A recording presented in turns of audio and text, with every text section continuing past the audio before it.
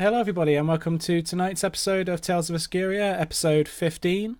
As always, we are presented in association with Horsham Gamers. We are a local group. We cover the whole range of stuff, through from board games and tabletop roleplay like this, through to large-scale wargaming, online gaming, FPS, anything you can think of. If it's anything to do with nerd culture or gaming, then we're into it too. So if you would like to meet some of us, we have a board games meeting that is coming up this coming Tuesday at Broadbridge Heath at St John's Hall. And you can always look for us on Facebook at Horsham Gamers and Discord at Horsham Gamers as well. Please come and have a chat. We'd love to meet you. So, thank you very much for coming along tonight, guys. And let's get on with tonight's episode 15 of Tales of Escuria. So, we left off at the end of the last episode with our friendly neighbourhood cleric going into the local church of Lolth and taking a seat as she saw a half-orc man walk up to the lectern to begin a speech. He was flanked by 8 people who appear to be sat on chairs behind the altar. You notice that they appear to be in pairs to kind of form a kind of symmetrical look, and it seems like there are 4 different races that are being represented there. You can see that on the far right and far left of these 8 people there are 2 drow. Just in from those 2 there are 2 Duragar, so kind of like they look kind of like dwarves but with more grey skin and darker hair. Just in from them, you can see 2 hobgoblins. This is quite unusual because you're not used to seeing hobgoblins as part of a kind of a civilized society. They tend to be at best bandit raiders. So this kind of sticks out. And then even more sticking out, just in from there are 2 bugbears. Extremely large, muscular versions of the hobgoblins. So as this man steps forward, he comes to rest just in front of this stone altar that's directly in the centre, just in front of a large stone altar. And as you can see when you're looking at this altar, there are very ornate carvings that have been put into that seem to match those on the lectern that he's standing in front of. And he begins to speak. And he says, "Brothers, sisters, friends," and then he looks directly at you, Vixen, and says, "and honoured guests. I stand here today a proud man. When I first came here, do you know what I saw? I saw potential. I saw a lot of good, hard-working folk, good, faithful people, and yet I saw you go hungry. Your children die of disease. Your men sent to die in wars that you did not ask for. And I asked my queen, where is the justice in this? Your loving people left in pain and suffering. And it was then that she spoke to me. She chose me to be her emissary here in Yokai. And she told me, Glauric, these are my chosen people, and I want you to guide them, like Lady Arachne before you, to show them the way. But not all of them are true. Some speak with forked tongues, spread lies and heresy. And as soon as he says the word heresy, you can hear various people kind of like grumbling and moaning in the church. Kind of a few people like literally just shout back the word, heresy, heresy. And you can see him like standing there and nodding, and he just says, there are snakes in the grass, waiting to nip at your heels and poison your heart, and not one righteous man, woman, or child can enter her kingdom until we drive the snakes out. Now, it has been a hard journey to get here, my friends. I have asked much of you in the name of faith, and there have been sacrifices made. But you have risen to the occasion, my friends, and we are ever closer to Lolth's kingdom, and for that I am proud. Not proud of my own actions. I am but a conduit for love's will. But proud of you, for the strength that you have shown these past few months. And the strength that you are about to show now. And you see him kind of like gesture. And 3 people who seem to be in kind of rags and chains get pulled from a side room into the main body of the church. As this happens, you can see some people obviously knew this was coming and start to literally like throw either rocks or small kind of pieces of vegetation at them, start to kind of pelt them with these rocks.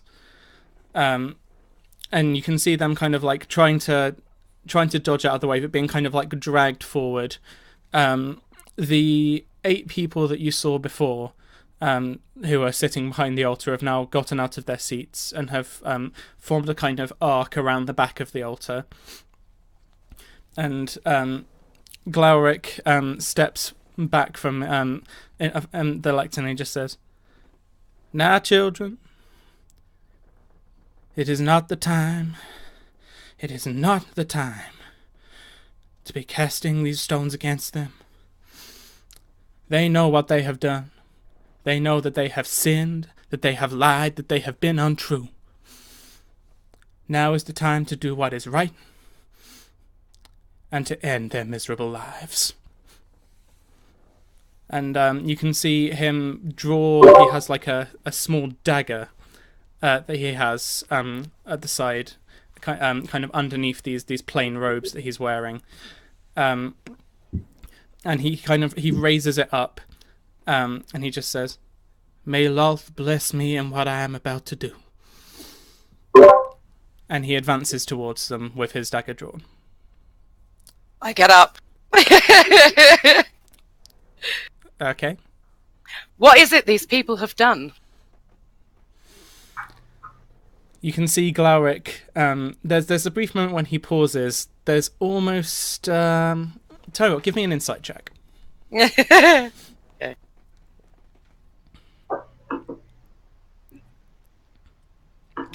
Oh, that was dirty. Okay. So there's a moment where he's still walking towards them before he turns, and he's got a very kind of bright, friendly smile on his face, and he just says, "Brothers and sisters, we have a special guest with us today. Oh, Lord, a friend from the Academy itself. A silk mother in our midst. Now, what was your question, darling?" What is it these people have done? They have lied. About what? They claimed that they were true believers. But we have got information that they may not be actually as true as they claim to be. And where was this information from?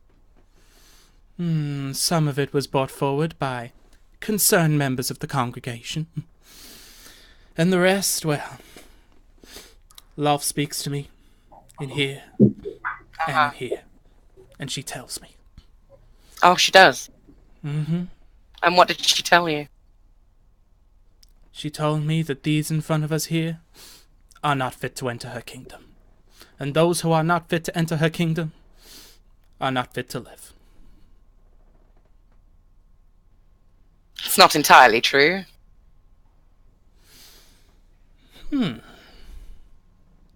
You can see he has like a little kind of twinge of irritation. He's just kind of like... Pray tell, what do you mean by that, sister? Can I speak to the prisoners? Make a persuasion check.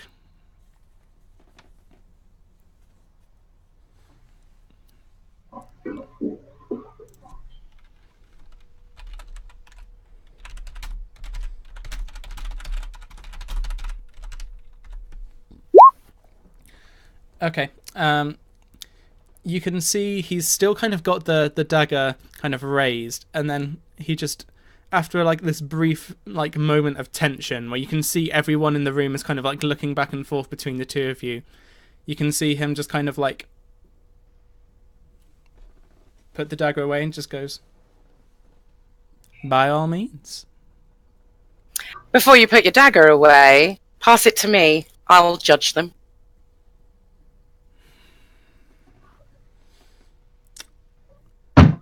You can see that in his head there's this conflict going on where one half of him is saying, I am not going to give my dagger to this stranger. And the other half of him is like, in front of all these people, I can't make that kind of a scene. So eventually he's just like, may your judgment be true. And hands it over to you. I'm sure it will be truer than yours. Okay, I turn around to the first person. Mm-hmm. I get down. I'm assuming that they're on their hands and knees. No, at the moment they're standing, but they're just standing. This person appears to be a female dwarf with a lightly braided beard. Okay.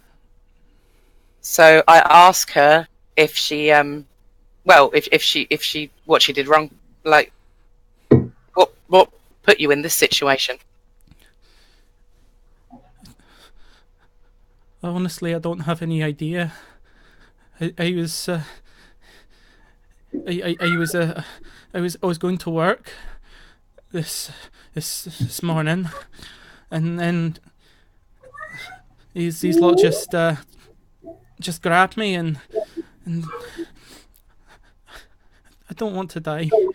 I'm sorry. I don't. Please. Would you permit me to touch you?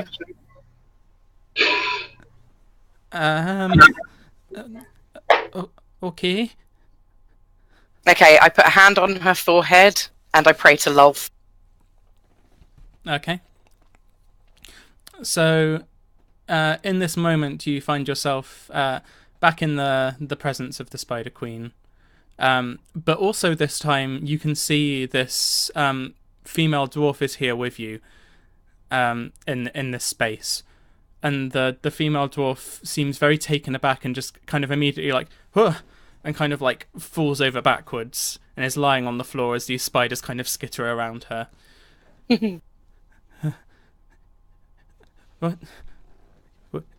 What happened?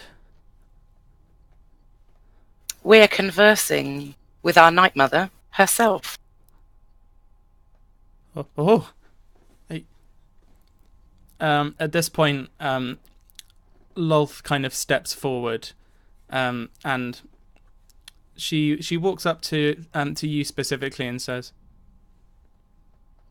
"Ah, you brought a midnight snack with you. Interesting."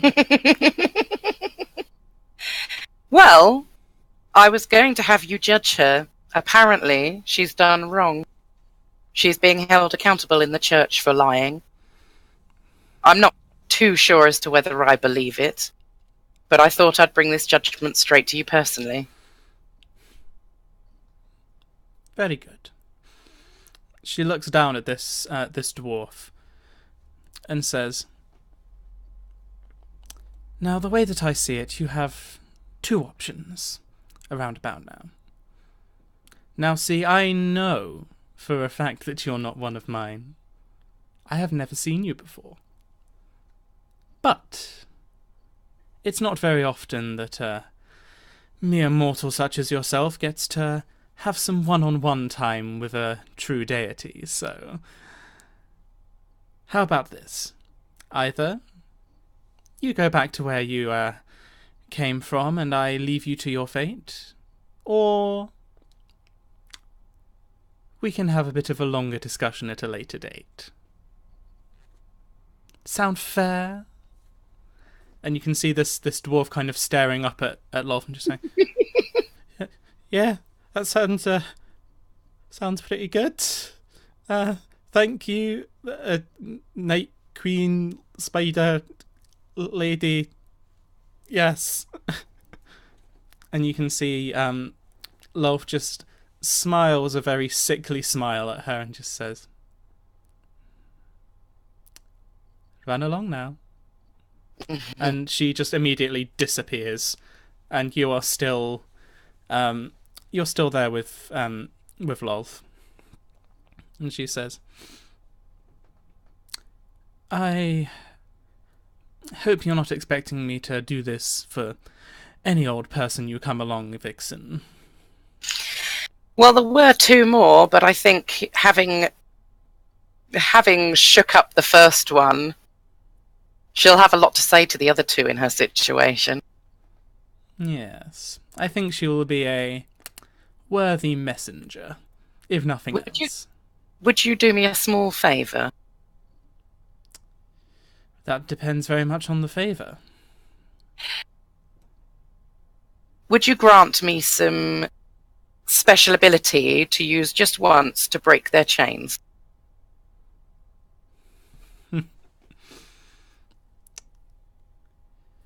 I'm not sure our relationship is quite that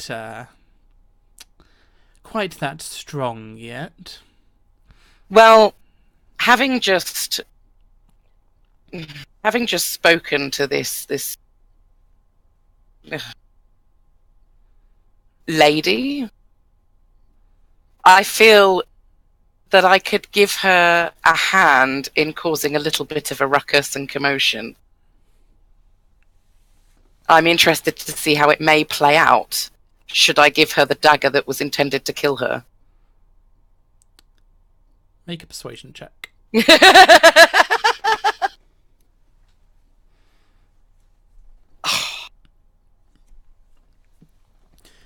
You see Lolth consider this, and she says, as fun as that may be, I am afraid if I was to simply give you what you asked for, there would be no challenge involved, and challenge is how I determine who is most worthy of my favour. I help those who help themselves. Are you sure you need my help with this one? I think I can try on my own. Yes, I somewhat think you can too. Well, I'll be watching. Thank you. And then she kind of recedes back into this dark space, and you feel as the spiders that are around you, your feet start to kind of crawl up and envelop your body. It gets to a point when just the sheer amount of spiders that are directly on your face just crowd out your vision to the point where there's just darkness, and then you're back. You're back in the real world, and you can see this dwarf is pretty much immediately, she's just like on her knees, just like clasping her hands together. She seems to be kind of rocking back and forth, and just kind of like repeating over and over again the 8 blessings of Lolth just under her breath. Just kind of Stand up off the floor. Hey. And she very slowly kind of rises up. Doesn't rise up that much, because it turns out a dwarf on their knees is not that much taller than a dwarf not on their knees. But still. Would you like to tell everyone here what you just experienced? You can see that she's looking towards Glowric specifically, just like, make a persuasion check for advantage. Oh, for goodness sake!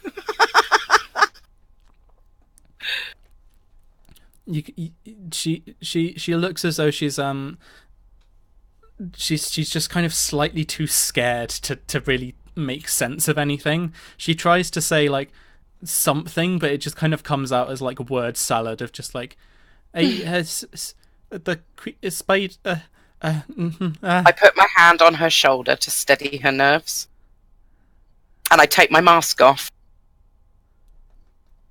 and I say, listen, this could be your life, but you need to tell everyone here. You need to convince them of what you just witnessed and experienced. You can do this. Oh, okay. I saw her, the Spider Queen. She spoke to me. It's true. I wasn't a believer, but I believe now. And I'm sorry that that I lied to all of you, to to you, Glowric. I'm sorry. I don't want to die. I don't want to die. And you can see there's this look on Glowric's face as he's just watching all of this happen. And you can see the cogs kind of turning in his head. He's just like, okay, how do I spin this? Mm-hmm. I turn to Glowric and I say, our gracious Night Mother decided not to kill this person. Would you then kill her in the name of such a deity when she has specifically not done so herself? Why, of course not. This Do you is have the true power. He steps forward and then it stands in front of the rest of the congregation and just says, "You see before you the true power of Lolth. You see that those who had been turned against her now turn to her name. Oh, this is the true power that you can see, and only that which a Silk Mother can do. Now, are there any others who wish to see the light of Lolth?" And you see him turn towards the other two, and immediately they both just like... And he's just like... Our Night Mother is not often merciful. But today she has a purpose for you three. I can feel it now, I can hear it. You will become devotees of the church. Now. And then he walks forward and he kind of unlocks all of their bindings. And he turns to the rest of the congregation and says, "Let this be a lesson to everyone who is here today. Even I, the most faithful, humble servant of our Spider Queen, can sometimes be mistaken. It is what you do when you figure out that you are in the wrong that makes you a true servant of love. Go in peace now." And you can see, he starts to kind of, usher towards the back for people to start leaving. And you can see members of the congregation looking a bit kind of confused as to what just happened and kind of mumbling. You can see a few people start to kind of filter towards the front and go up to these people that had been in chains. You can see a young dwarven boy kind of runs up and hugs the dwarven woman, and she's kind of holding him very close and kind of looking up at you, and it's just like, "Thank you." You're welcome. I have a proposition for you. Why? What's that? Now that you believe, you will have to prove your worth. Okay. You may want to send the boy outside for this talk. And you can see she looks down at the boy and she says, "Go. Run along now, Donald.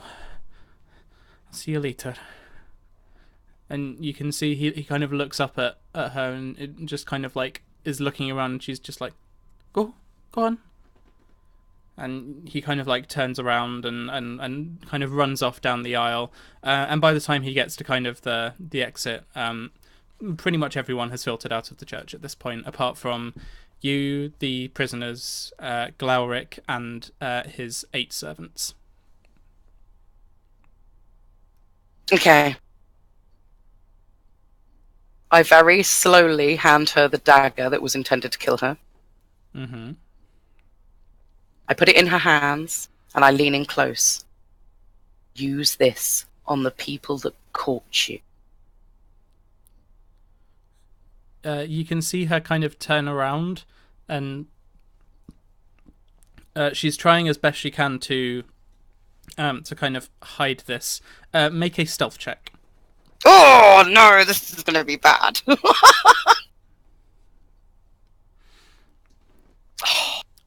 So when you finish handing it to her, a big green orcish hand just kind of like goes in and kind of like in it making it look like he's going to like shake her hands, just like a welcome to the fold. He's just kind of like, I am so glad that you've seen the light today.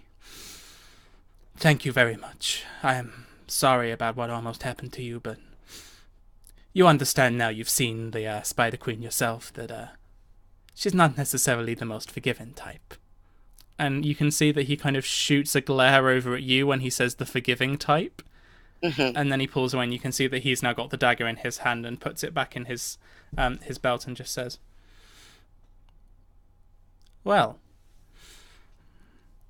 it is a true pleasure to have someone from the Academy themselves. To what do we owe the pleasure in sleepy little Yokai? My business is my own. Very well. Still, we have to show the hospitality that we always show to those who come who are the faithful. If you would like to stay for dinner, we would be absolutely honored to have you. I'm not sure I would trust what you fed me.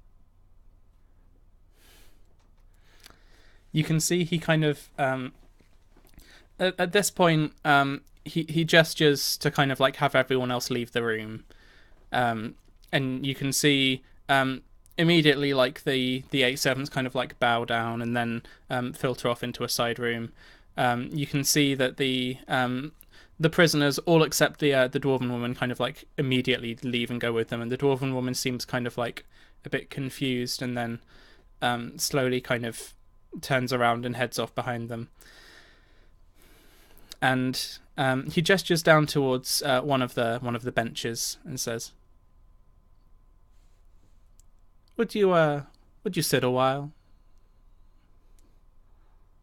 I'll sit for a bit. Well, he kind of sits down and then like pleasantly like pats a little bit next to him, just kind of like.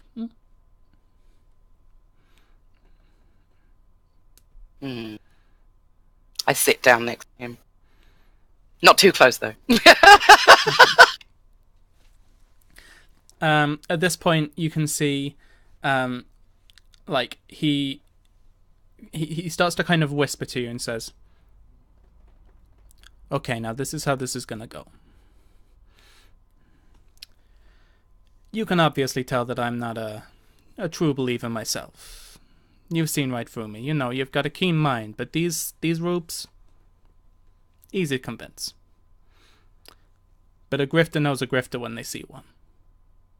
And you sure as hell ain't a silk mother yourself. Now, out of common courtesy, I decided that I wasn't going to out you to everyone else who's around here. Will you show me the same courtesy and leave me to my business?" What exactly is your business? No. You know, you show up to a place and you get a feel for what tugs at the heartstrings. Best way to make money? Play on the heart. And people around here, they really, really love that god of theirs. You know, sometimes it's pretty easy to fool people if you appear like an honest folk. Appear like one of them. Take some time and get yourself kind of situated in the whole situation, and then work your way up until eventually you're a priest of Lolth. She knows, you know. Oh, I'm certain she does. But And that doesn't bother you? I'm still alive. For now. What exactly is your deal here? Because I know you're not a silk mother. We're just passing through. Okay. Maybe you wanna keep on passing then. Well, we have a couple bits of business. We're actually here to help some people. But you don't need to concern yourself with that. And I won't. Your business is your business, as my business is mine. But it's not your business. You're making people believe in what they already believe, yet you don't believe it yourself. Would it not be easier being one of her followers as well? What is it you actually believe in? He kind of stands up and he walks over to there's a small kind of offering plate, and he starts to kind of like jingle it, and you can hear the loose coins, and he says, I believe in this. I know this is real, and I know what I can do with it. Well, I can't really argue that. Like Disgusting. you said, I'm only I'm only making them believe what they already believe.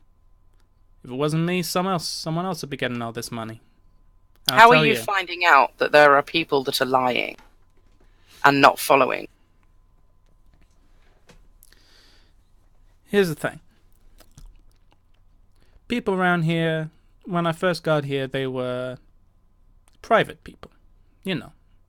Kept themselves to themselves, showed up to church every day for the service, and then went on their way.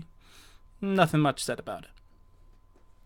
But all it took was a little bit of tweaking, a little bit of pushing, rile them up, get them a bit bloodthirsty, and use some of their, and he kind of reaches down and gets like the Book of Lolth, and he flips to one of the sections, which is literally like in the middle of the Book of Lolth. In amongst all of the religious texts, there is a guide explicitly how to murder people very well. It's just like, use some of their own words against them, and, you know, pretty soon you have yourself a bloodbath. Well, not quite a bloodbath, but people who are willing to push the agenda. I don't need to do anything. All I need to do is wait. The 8 that follow under you, they're true believers, are they not?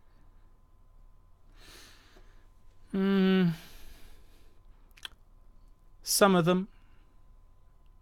Some of them not so much.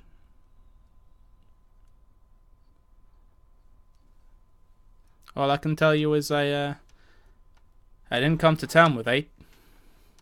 I came to town with 4. The other 4 just kinda came along.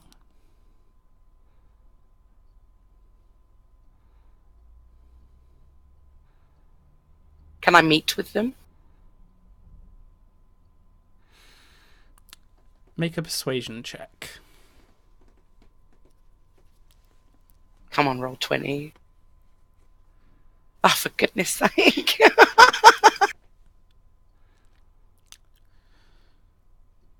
You know, considering that I just got to this point where I'm thinking maybe we're gonna be able to get along, you're just starting to push it. Just a little bit. Now, you've seen that I've got a lot of people around here wrapped around my pinky. Maybe it's not a smart idea to stop pushing me right now, okay? You don't know me from Adam. No, I do not. But yet you think it's wise to push me. I'm not pushing. I'm holding my ground. You're the one who's pushing.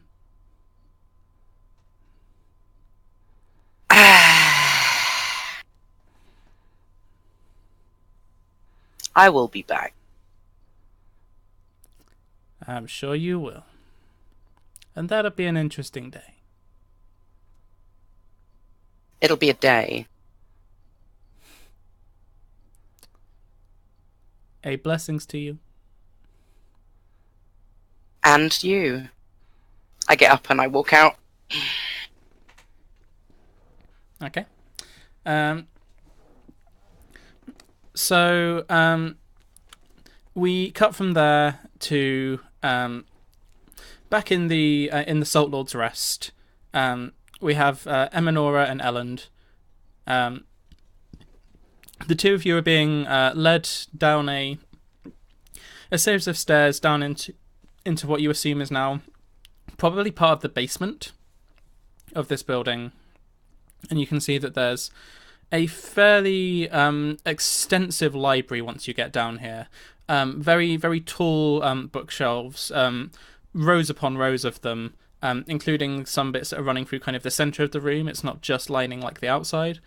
And you can see that a fair few of these bookshelves, the books appear to either have the bookcases themselves like fully locked with like various different padlocks or internal locks, and some of them, the books themselves appear to have locks on as well. As you are being led down this, led through this passageway, the pale elven man who has been kind of leading you through says, "Well, I'm taking you to meet with Hagen. He is, he's a bit of a brute of a man. Sorry about the layout of this place. It's a bit of a labyrinth." And then you can see him kind of like chuckle to himself and says, "Oh, sorry, private joke. You'll understand in a minute. Anyway, this way." And eventually, as you've kind of like been taken through this winding series of bookcases, you find yourself at a series of desks, which all appear to have been pushed together to form like a much larger desk, piled up with various books. And sat on like a very large metal reinforced chair, turning the pages, you can see what looks to be a minotaur, who is in the middle of kind of like very delicately moving like what looks like an ancient book, just kind of like. He's in the middle of reading it, and he doesn't like look up as you guys approach. This pale elven man just goes like, and you can see like, again without even like looking up for a second, this minotaur just kind of like puts up a single finger. It's just like,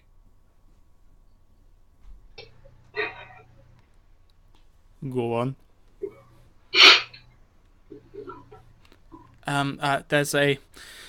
We have some visitors who wish to make use of the library on our Salt Lord's express permission. If you are to help them with whatever task, you may do so. Well, goodbye. And you can see the elven man is looking very uncomfortable throughout this entire thing, and just kind of turns around and very quickly just kind of like starts heading back through this this maze of bookshelves. And the Minotaur goes back to reading what he was reading and just says, "What is it you are looking for information on?" Emanora lowers her voice so it's quiet, really quiet, and she basically whispers, "We're looking on information of the Will-O-Wisp." Undead. Interesting. Indeed. Any particular reason or just curious? Oh, just curious. I'm Make a interested in a deception lot check. of different... Okay.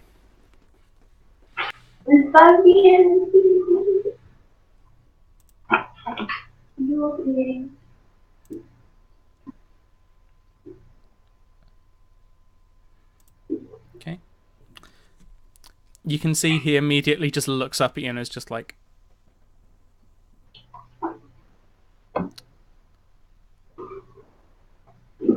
"It would not be a smart idea to continue to lie to me on this subject.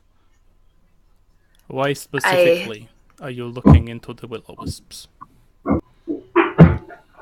I don't think the Salt Lord would appreciate if I would tell you about it.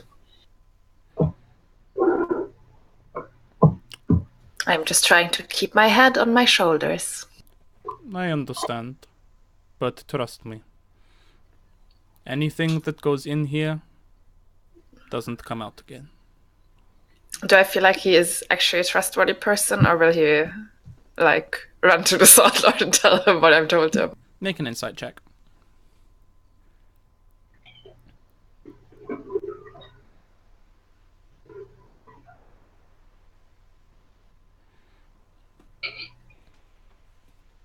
I guess I have no clue. Yeah, he's difficult to get a read on. You're not used to, like, you're used to being very good at reading the faces of various different races, but there aren't many Minotaurs around in the Rainborn Union, and you just don't know what to look for. Okay. Yeah, I guess you're trustworthy, so I think we have to deal with one soon. And I don't like to go into a fight without being prepared. Very smart. Is it just the one, or maybe more? I can't tell for sure. I know it's at least one. They tend to hunt in packs, if you catch my drift. You're more likely to come across several rather than just the one. That's already good to know. I have a lot of useful information in here. Like I say. So we don't something even have to look goes in. for the books. I am You're really more that's really impressive. You know, some people find it useful to keep them around for reference, but me, once it goes in, doesn't come out, like I said. Really impressive. The world could use more people like you. Does he look happy about that? You can see he does look a bit happy, and he's just like, I like you. All right. You can stick around. That's good. That's good. So can you tell us how to fight a will-o-wisp, or how to solve the problem with a will-o-wisp in the most elegant way? To solve a problem. Make it disappear. Ah. Now I see why he sent me to you. Or you to me, rather. And you can see he stands up to kind of like his full height. You can see now the reason why the room here is so kind of is so high. Apart from just having more shelf space, like this man is around about 8 foot tall. It's about 7 foot to the top of his head, and then there's an extra foot of just horns. And he just says, most people, when they find these things, they want to know immediately, how do I kill it? Can I hit it with this? Can I hit it with that? Blah, blah, blah, blah. It's really boring. But you think more creatively. This is good. World could use more people like you too. Thank you. Well, give me a moment. And he walks over to a set of these shelves, and he gets out what appears to be like a set of keys that have probably about 200 odd keys on them. And he immediately just kind of like goes directly to the correct one and just pulls it down. And he gets out a rather large-looking leather-bound book, sets it down on the table, and opens it up and kind of blows to kind of get rid of some of the dust that's been resting on it. And when after a little while of kind of flipping through with his fingers, he says, there are many ways that you can fight some of these undead, the ones that are not fully in this plane, such as the will-o-wisp. There are some rituals that can be done, if I can. Oh, there we go. And he shows you. There's a page in this book with what appears to be kind of the outline of what you would recognize as a magic circle. Various different arcane sigils. And he says, this is a binding circle. If you can draw this around the creature, then you can keep it. The creature will be stuck within this binding circle until either the circle itself is broken or until the person who created it dies. Okay, that's good. So we know how to keep it in one place without doing more harm. That's really helpful. Can we get a copy of that? He kind of smiles up at you and he says, "There is only one copy." But I have here some paper and ink. Can I try just to copy it by myself?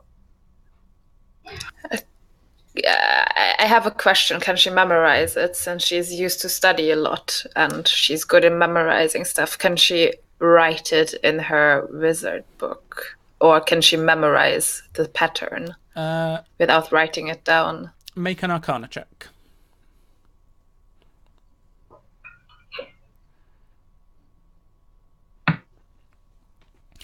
You feel fairly confident that you'd be able to get this, like, not necessarily memorized, but you'd be able to remember, like, the majority of it. You're not sure whether that would be, like, you're not sure whether what you would remember would be enough for it to work at full strength, but it would probably work okay. Okay, so I say, Ellen, that's okay. I think I can figure it out. That will be fine. I think the problem won't be to hold it. The problem will be to make it disappear in one way or another. And are we confident? This is where I think I come in. I am not merely a librarian.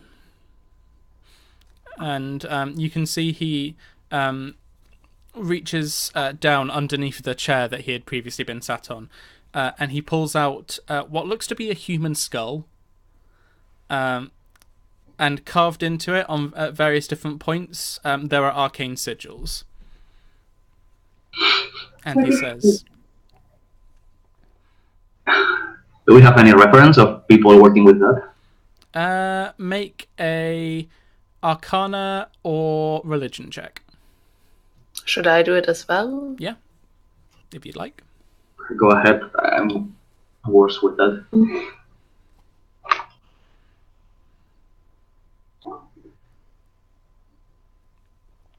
Okay.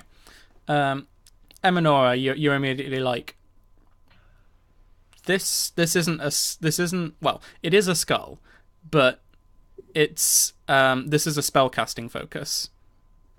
Oh, so he's a focus wizard? Druid?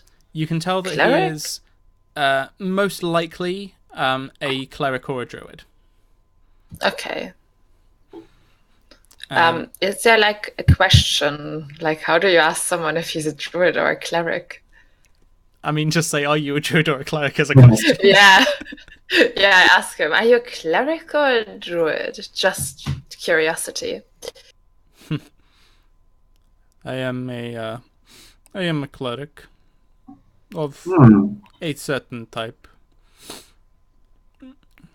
There aren't many of me around, especially not around down here. I am, of course, faithful to us by the Queen, but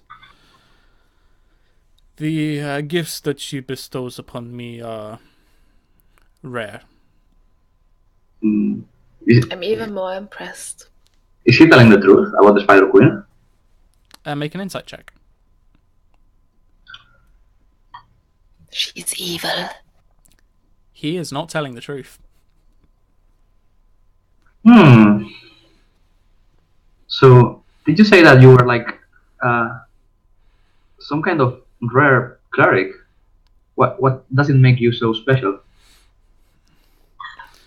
How much do you know about how clerics function? Well, I'm learning the ways of the world. Manora is teaching me, so if you could be, I really appreciate that you could tell me all that you feel comfortable with telling a couple of strangers. If this old lord believes that you are trustworthy, I believe that you are trustworthy. Clerics, we interact with our god in our own ways. We have a relationship. We are devoted to our god, and in return, our god bestows us with magic. But most gods have different kinds of magic they can give. Most tend to stick to some pretty basic things. You see most clerics of Lolth, and they will be magicians, mages of death, or of trickery, or of sometimes knowledge. Me, I am what is called a grave cleric. Whilst there are clerics that are in charge of death and necromantic energy, I am in charge of making sure that the line between life and death is kept. Oh, that sounds good. I'm in my, sorry to ask this, but in my humble opinion, that doesn't sound like really Spider Queen type of magic, right? Does Eleonora get what Ellen tries to say here? Make an insight check.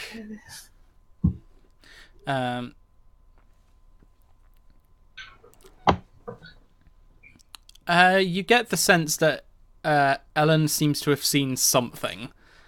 That you can tell that he's suspicious.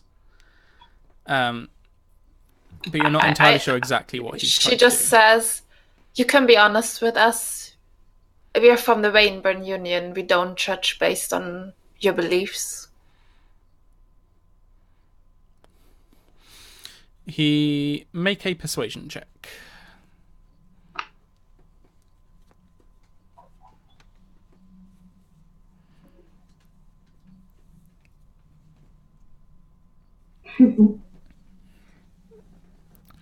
You can see he looks back and forth between the two of you, and then very quickly he says, "Give me a moment." And you can see he produces from his little kind of satchel that he's got on his side. He produces what looks to be a small piece of thread. And he gets out a little kind of jar of silver powder, and he dips the thread in the silver powder and kind of like makes a quick kind of like circle around all of you, and then places it back down and just says, "Okay. I am not a cleric of Lolth, though the people around here tend to be a bit gullible about these kind of things. You know, it was pretty simple to just rock up and say, 'Hey, look, I'm a cleric, I have a skull,' and they go, 'Cool,' and that's it. But, you know, I serve the Raven Queen." Does Eleonora know who that is? Both make a religion check.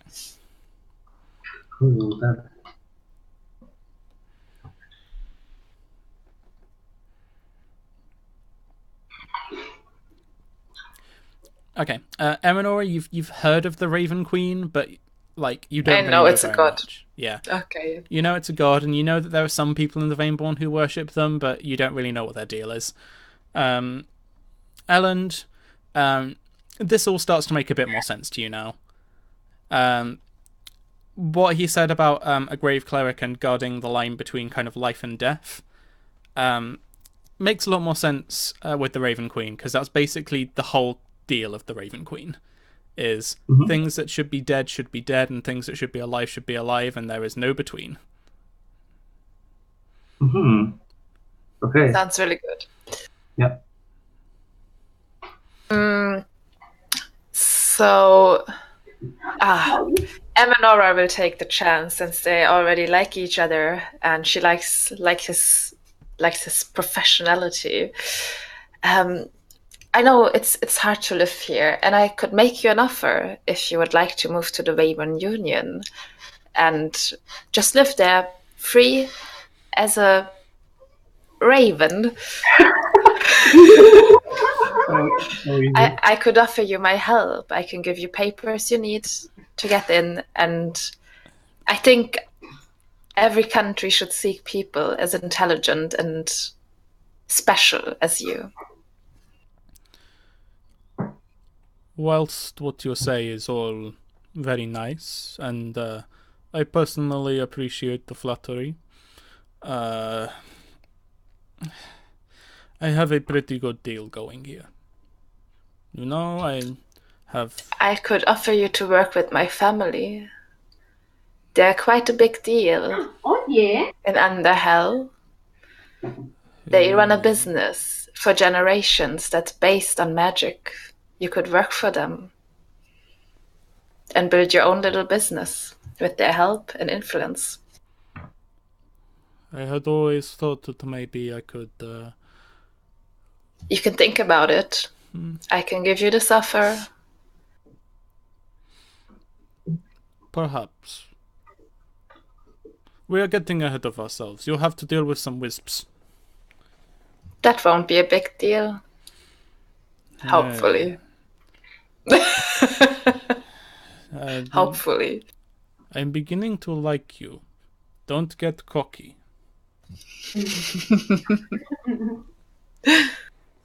So, will you help us with the wisp? Of course. Okay. It is a fairly simple task. We need to set up the binding circle. You need to draw all of the creatures inside of it, which shouldn't be too difficult.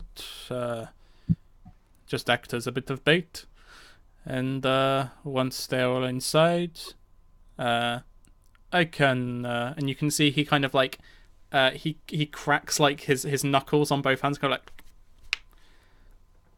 I can work my magic. Didn't you mention bait? Well, yes. And who's going to do that? Well, I imagine all of us. We will need to be inside anyway to defeat the creatures, so... Yeah, but we heard that we should stay far from the wisp, right? Who told you this? I heard that if you get too close, they get a little bit angry and try to steal your life. This is... They're easy to be scared. They can sometimes, if you get ganged up on, they can do something, but mainly they are a nuisance. Don't need to worry too much about wisps unless there's a lot of them. Okay. I trust you. Good. You are a really smart person, so... I am. Why not? Yeah, I think that's the best trick we can do. Does she feel like this is weird based on what she learned about these creatures? Shouldn't she already know a lot about them? Make an insight check with advantage.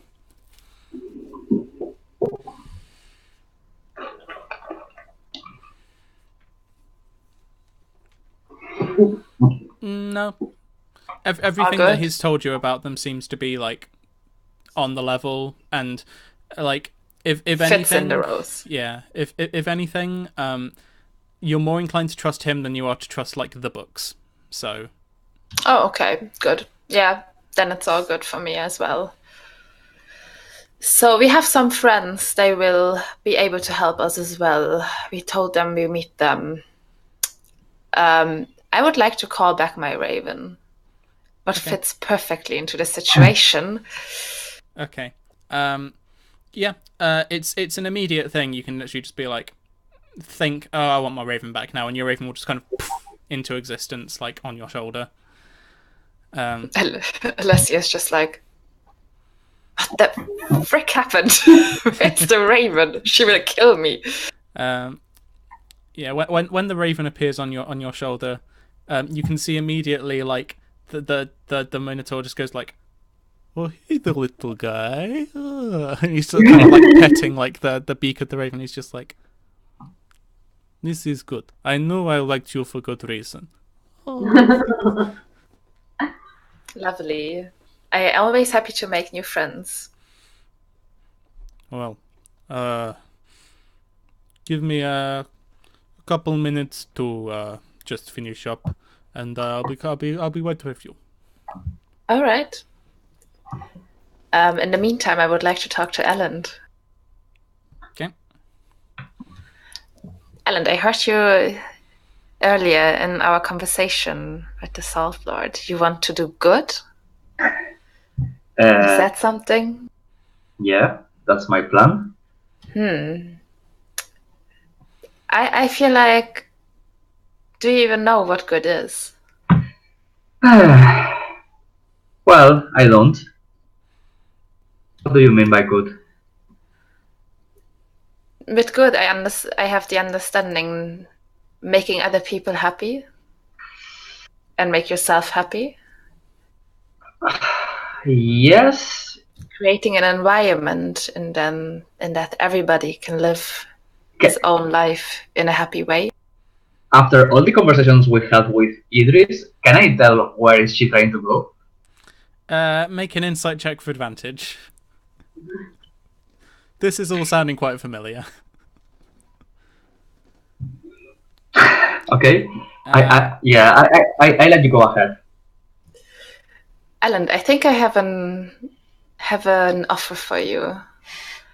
You have the power that you came with when you were born, and I feel like you don't use it for the worst reasons, also not for the best reasons, but I feel like you want to change that, and I have the knowledge and the experience.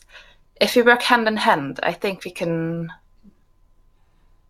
have a great impact on this world, and we could shape it in another way.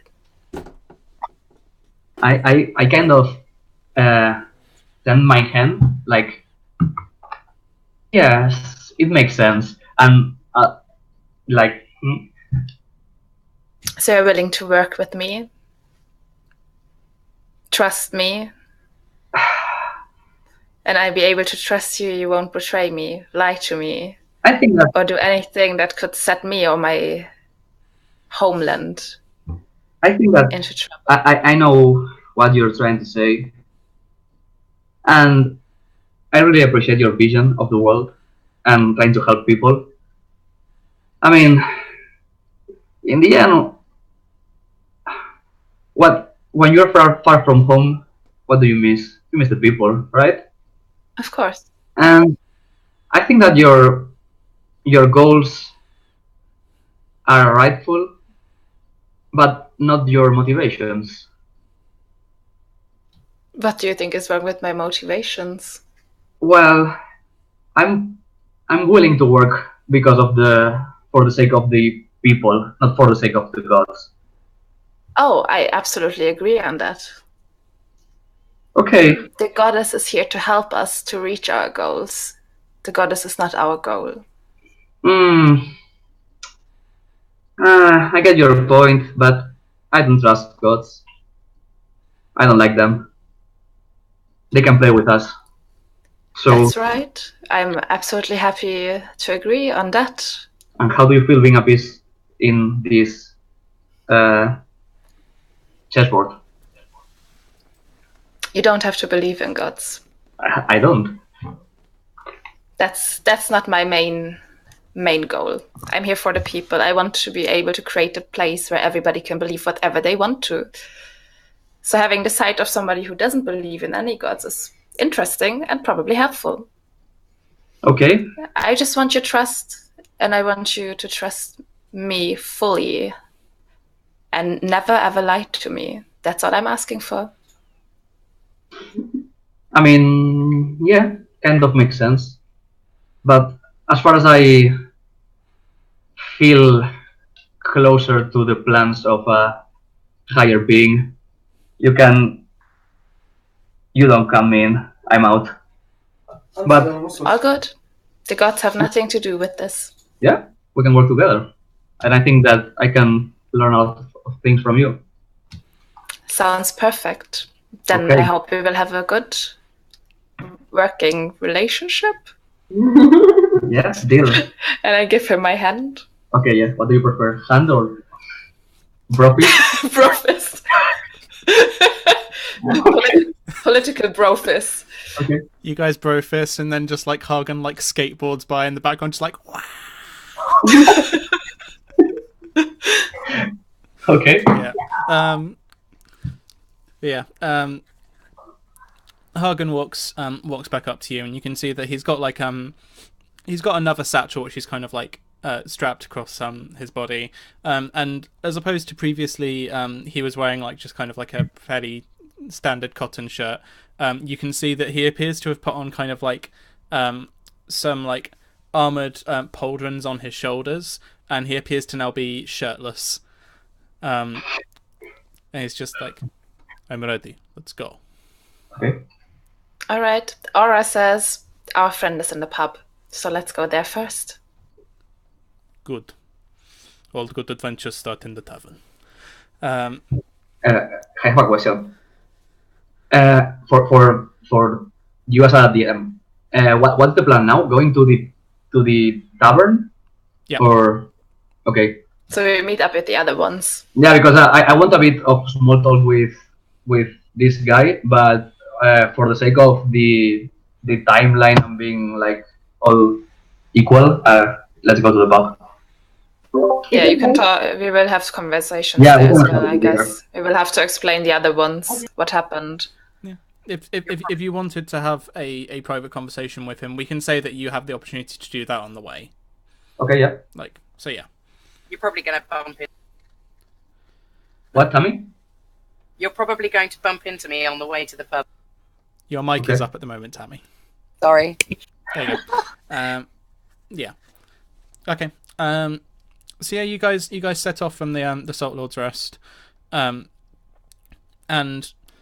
there's a point when you're kind of walking out down towards like the down past the Church of Lolth, when you see you see Hagen kind of like gets the skull out of his out of the like kind of little holster that he's got for it, and you can see him kind of like looking at it, and he kind of like holds it up to his ear, and he's just like, yes, I know, shh, shh, and then puts it back down in the holster. He's just like, sorry, gets all chatty.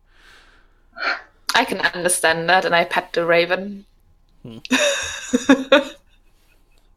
Oh, and I message Alan with my message cantrip. Don't mention the Raven Queen in front of the others. Not with one word.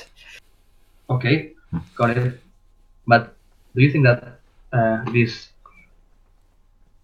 person won't stand as a cleric? We will see. If they figure it out themselves, it's like not our fault, but we don't want to bring his bad wishes on us because Yeah, okay. We can always lie. we don't know who the Raven Queen is. We never heard about that. Mm-hmm. Okay, you guys are walking along, and there's a moment when Eminora gets kind of like a little bit further ahead, and you know that if you wanted to have you wanted to have a word with him, that now would be a decent enough time to do so. Yeah, you look like a curious person and really knowledgeable. So I have like just three small questions. Okay. Because we come a long way from Chakani, and we found some weird things on the way down. And you are better than a library. I So am a library. Continue. yeah, I just wanted to know if you know anything about the. It's just really, small tips about the masked bandit. Oh, yes, I have heard of this man. He has shown up in a few folk tales, not usually my kind of reading. I find them a little bit childish, but what do you want to know? Yeah, if just if he's a dangerous guy, or what are his motivations? Well, I only know what I read in the children's books, and he seems pretty harmless in those. Just, takes money from people who have too much. I like him. So yeah, it's no big deal. Then the second one. Are you familiar with the Warforged robots? I have a passable knowledge of Warforged. Uh, does it sound to you like finding them around Yokai? Around Yokai. Well, yeah, on the woods around here.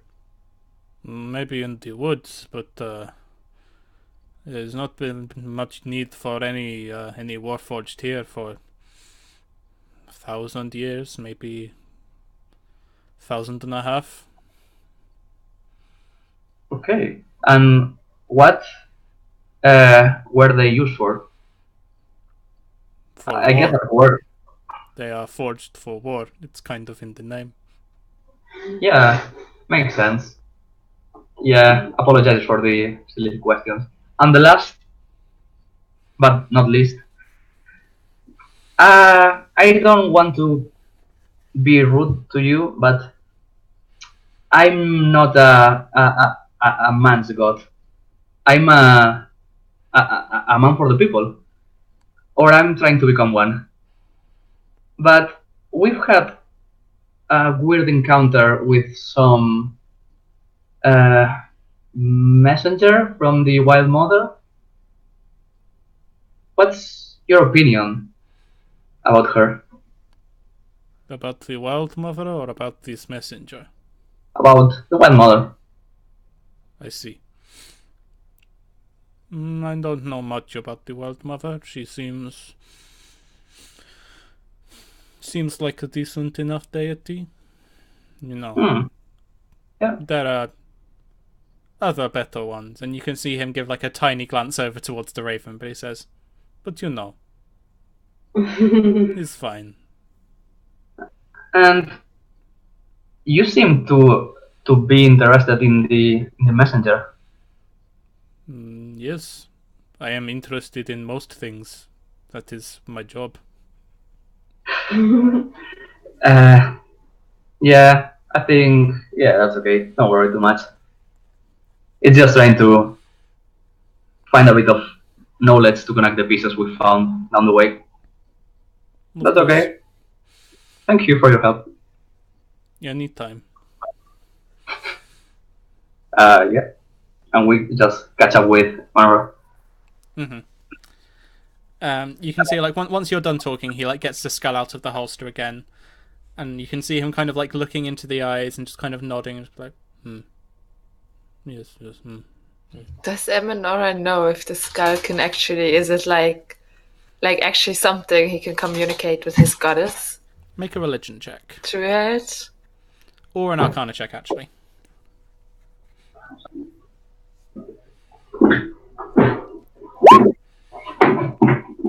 Yeah, like it's most often clerics, when they contact their deity, they tend to touch whatever it is that is the symbol of their deity. In this case, it happens to be a bit creepy because it's a skull, but other than that, Yeah, it's a perfectly normal Okay, thing. he's not crazy and talking to his god. He's actually talking to his goddess. Yeah, Alright. who just happens to talk through a creepy skull. Okay, that's okay. And quite often, I feel like he has to be really close with his goddess. Mhm. Oh, Okay. I sent Aura over to him to sit on his shoulder. I think it would make him happy. You just hear, like, behind you for a fair amount of the journey, just like...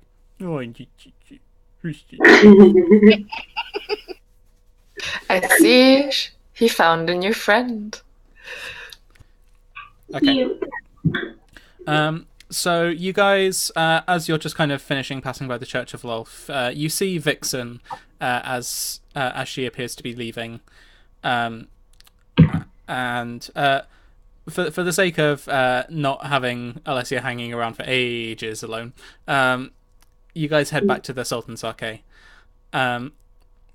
When you arrive, the rest of you can see Alessia, you and about 3 of the of the normal kind of patrons of this bar and the bartender Koshka, you're all kind of sat around a table, and Koshka has like a set of playing cards out.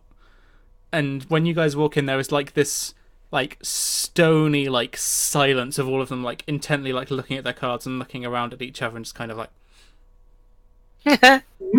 Okay. until if like eventually Koshka just kind of looks to one of them, gets out like a couple of bits of gold, like puts them on the table and is just like, "I raise any 5s?" And the guy goes, "Go fish." He goes, "Oh, go." And he starts like looking through the deck. Okay. I guess I'm not winning, so I just push the cards on the tables and knock the table and say, I need to. Sorry, let me think what I want to say. Okay, those types of games are awful. Who wants a fist? Or something like that. And you can see immediately like all 3 of the guys are just kind of like, no. Like you can How do see you call this? arm wrestling. Arm wrestling. Okay. No, from now on it's who wants fists. I'm sorry. That's something else. That's a little Sorry. That's but another activity. It's okay. It's okay. I wanted to say that, but I don't know how it's called. That's cool. We get it. You can see immediately like all 3 of the bar patrons just kind of like, no. Like they've seen it before.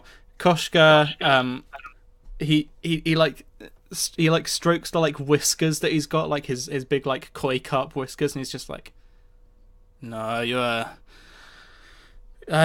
maybe if I was younger in my prime, I could do something, but not today. Not today." You're so boring. You hear like these big kind of like hoof steps come through the door, and you hear, "I'll play." Sorry? I play. Okay, yes. ¿Qué Es el... yeah. He like wanders over to this table, and you can see that 2 of the people seem to kind of like shift their chairs out of the way, so he's got some space. And he kind of like sits himself down on like a bit of a bench and just kind of like puts his hand out in front and just says, "Are you sure you want to do this?" Yes, I am. I'm always good for some challenges. He says, "Okay then." And then he reaches into like a little belt pouch that he's got, and puts 10 gold on the table and says, "It's yours if you can beat me." I put 10 gold on. I put 10 gold down and bet for Alicia. Oh. I won't disappoint you, Vixen. Okay. Do we approve gambling, Emanora? I will just watch and enjoy, but before they start, I will use prestidigitation to make like a countdown. Cool. audible countdown, so they have like a perfect start. Can I just make them stop and get like pen and paper and start like, okay, here starts the bidding. Who wants Alessia? Like, he is the giant queen of the barbarians.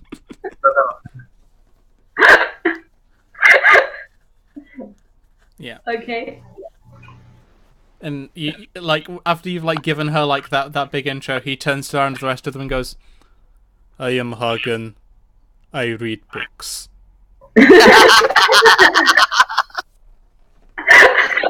That's great. Okay. Should we start? Okay. Let's start. Let's both make a strength check. Oof. Okay. So to Whoa. start with, he manages to get just like a little bit of traction on you, just like pushes you back a little bit. Like you expected him to be strong. He's a little stronger than you might have expected. Okay. Okay, let's make a second one. Oh, really? Oh. Okay. So he keeps pushing. You're just about managing to hold on. Rather than like a sudden movement, it's just kind of like a slow like pushing you. You know that one more decent push and he could probably have your hand on the table. Come on, Alicia, you've got this! Okay, one last time. I look like very, very concentrate. Oh, Really? ah, yes! And because it's a natural 20, he feels like he's getting there. It's like, you can see him looking into your eyes and he's just like, I am going to win this day. You know this? And you're just like, right back up to the middle and he's just like, oh. Very good, very good. Okay. Let's make another strength check each. Vixen's getting really into this. You keep the momentum going. He's now being pulled back. Okay, another one. Yes! He's barely holding it off the table. And you can see like he's like looking at his own hand just like one last time. Okay. Oh. He puts up a decent resistance, but you have just enough to like pull his arm down onto the table. Yay! It was fair. A decent challenge. I haven't had one of those in a very long time. I enjoyed it too. By the way, who are you? He turns to Elend and Eminora and he's just like, please tell me she is one of the people who is fighting with us. She is indeed. Good. Alessia, this is our new friend. I am Cryptex Binder Hagen. I work for the Salt Lord. I read a lot of books, and I know things about ghosts. He's the best for this job. That's very good too. So, shall we talk business? We should indeed. Okay. You see at this point like the a few of the guys who have been kind of sat around and had placed bets kind of get a little bit bored now, and they're just like, you get about 35 gold altogether. That was what I was going to ask. I know.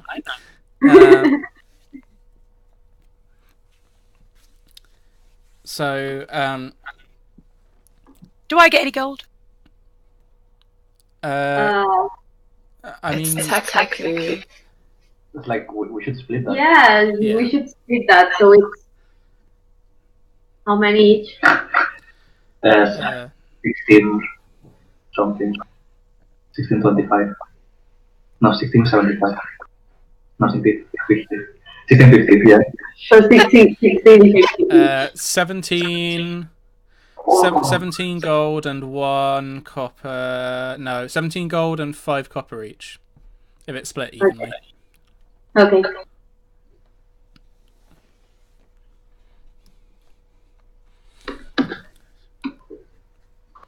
That took me far too long to figure out the maths for. Yeah, anyway. I still need to do my maths. I'm terrible at maths. Nice. So they kind of they step back away from the table and leave you to whatever it is. Koshka gets out. He picks up like the cards that have been kind of left around the table, collects them all back together, starts to shuffle them, and he's just like, "Anyone for snap?" And like him and the three others head over to another table and start to kind of play a game of cards. So with you all sat there, Hagen just kind of looks around to all of you and just says, "Well, who wants to start? I'm just here to help." So, I have a tiny idea. Sorry. Before we go on Alice, he could know more about the axe. should we explain them about the ghost thing? Oh, he knows about the ghosting. He's trustworthy. He knows basically everything he has to know. No, but I met with my ancestors. But they basically told us to look for a druid or a cleric. He knows that already. Okay. You can tell us. You can still sit us and tell us this information. Since you don't know, as a character, don't know what we know about. Telling us. So basically, I sat there and I explained our journey about the ghost and what they told us. So, yeah. You can see he kind of like sits there and nods along as you are saying this, and he just says, one detail, and he kind of like points up to the feather that you have in your crown, and he just says, "Where did you get this?" My ancestor gave it to me. So The dead one. Very interesting. I think it's a way to communicate with them. I do not want to deprive you of any gifts, especially not from family, but if you ever were willing to, I would very much like to study this. It's very interesting. But I digress. So, I have good news. I am one of those clerics that your ancestor sent you to find. You have a very wise ancestor. Very good, very good. Thank you. We're lucky then. Indeed. Make an insight check, Alessia. Okay.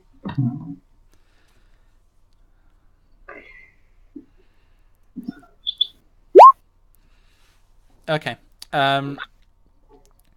You can see that when you are talking about summoning your ancestors' ghosts, he seems to be a little bit kind of uneasy. He's just a bit like, okay. But after you kind of explain that, that they were giving advice and all that kind of stuff, and that they are helpful and not evil, and thereby choice, he's just kind of like, okay. They are here to protect me. That is good. They stay dead. Just talking. Okay. And perhaps a word of warning then. If we follow the plan which I have in mind, when we trap the wisps inside the binding circle, it's probably best that your ancestors stay away. Okay.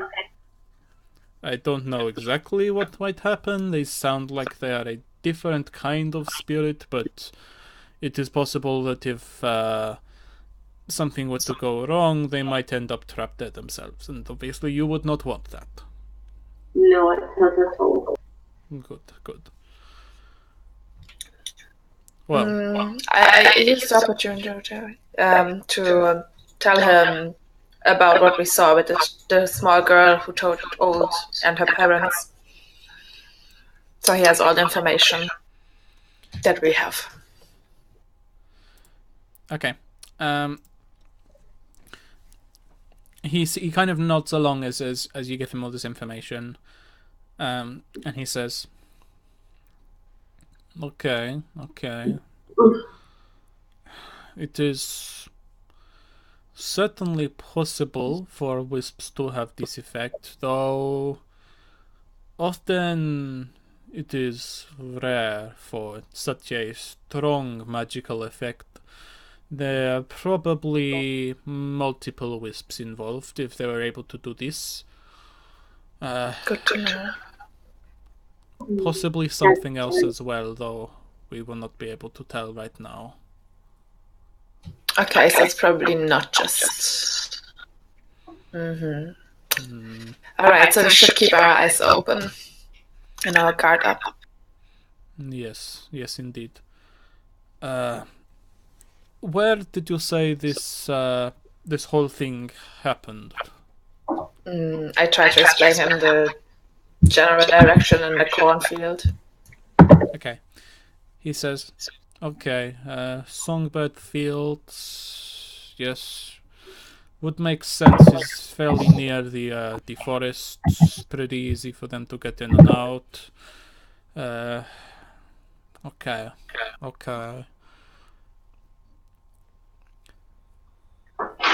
Here is what I think we do. I can draw this circle with, of course, your help. With the two of us, we should be able to make it fairly large as a circle.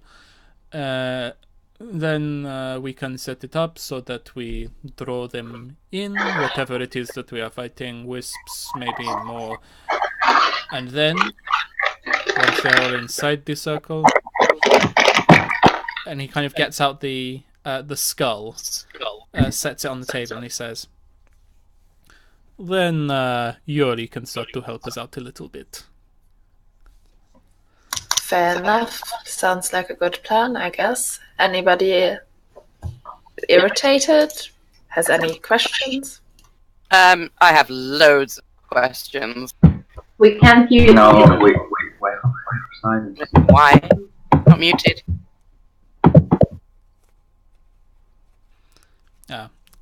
We were getting some echo through from you, Tammy, by the way. Oh, really? When? Quite a lot. The last kind of 10-15 minutes. Oh no! Yeah. And it was doing so well. Yeah. Might be an idea to go back to push to talk again. But anyway, you have questions for him, and he kind of he turns to you, and he just says, "Very well. I am good with questions." Indeed, he is. What is it the skull does exactly? The skull, not very much at all.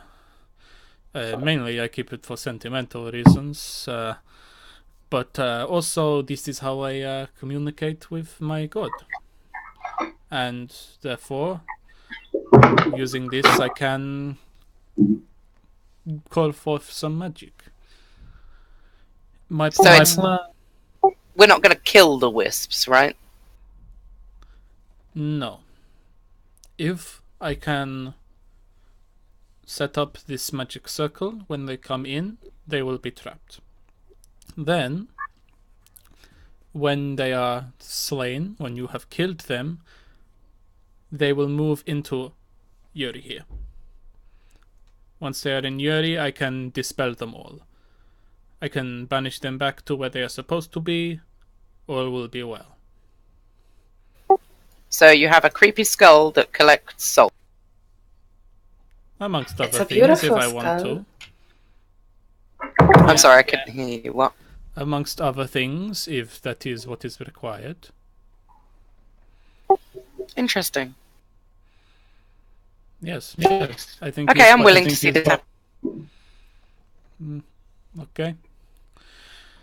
And like after you see. Wait. One more question. Yes. Will it break the curse? The curse on the girl. Yes. Yes, if we can banish the creatures back to where they came from, then the magic which they have enacted in this plane will also be banished alongside them. Wonderful. That's all we need, right? So yeah, we managed to figure this out. What did you guys do while me and Ellen managed to find help? I already explained it. Yeah, you did. I didn't do much. Okay. All right. And I have another question for you. What was his name? Hagen. Hagen, yeah. I show him the egg that I have. I guess you're quite good with animals. And also not bad with gods. Yes. Could you look at this? Maybe you saw something like this in the books that you read? He kind of looks at it and he says, "It's an egg." Okay. Did you ever see an egg with writing like this on it? I found out that it has some interesting transmutation spells on it.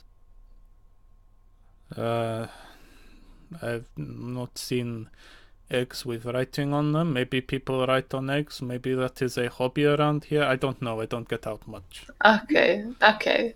Good enough. You can't know everything, I guess. Almost everything, though. I can try my best. Almost everything. All right, I think the best timing would be tonight to try to catch the ghost. Multiple ghosts. I agree. No time So we like should the get present. ready. Anything special preparation? Only a warning that wisps are very, very fast. They move very quickly. They are difficult to keep track of. You could quite easily find yourself turned around if you are trying to keep an eye on one of them. It's one of the things they tend to do. They try and get you dizzy so you don't know which way you came from. It's a good hunting tactic, but all I'd say is just try and keep an eye on your surroundings, try and keep yourself looking forward, and if one starts to spin around you, just let it move. Don't try and follow. Do they see me if I turn invisible? Do you know about this? Sorry, what was the question? Do they see me if I turn invisible magically? I don't believe so. I suppose it's possible they are on the ethereal plane themselves. Which spell are you thinking of using? Invisibility. Okay, which school of magic is that? Let me...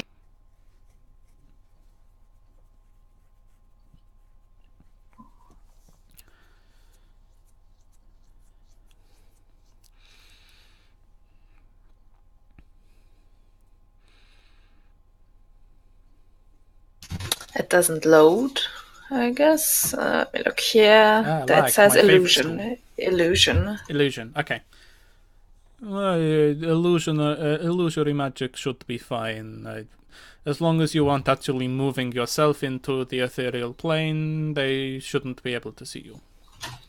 Okay, so if everything goes wrong, I just disappear.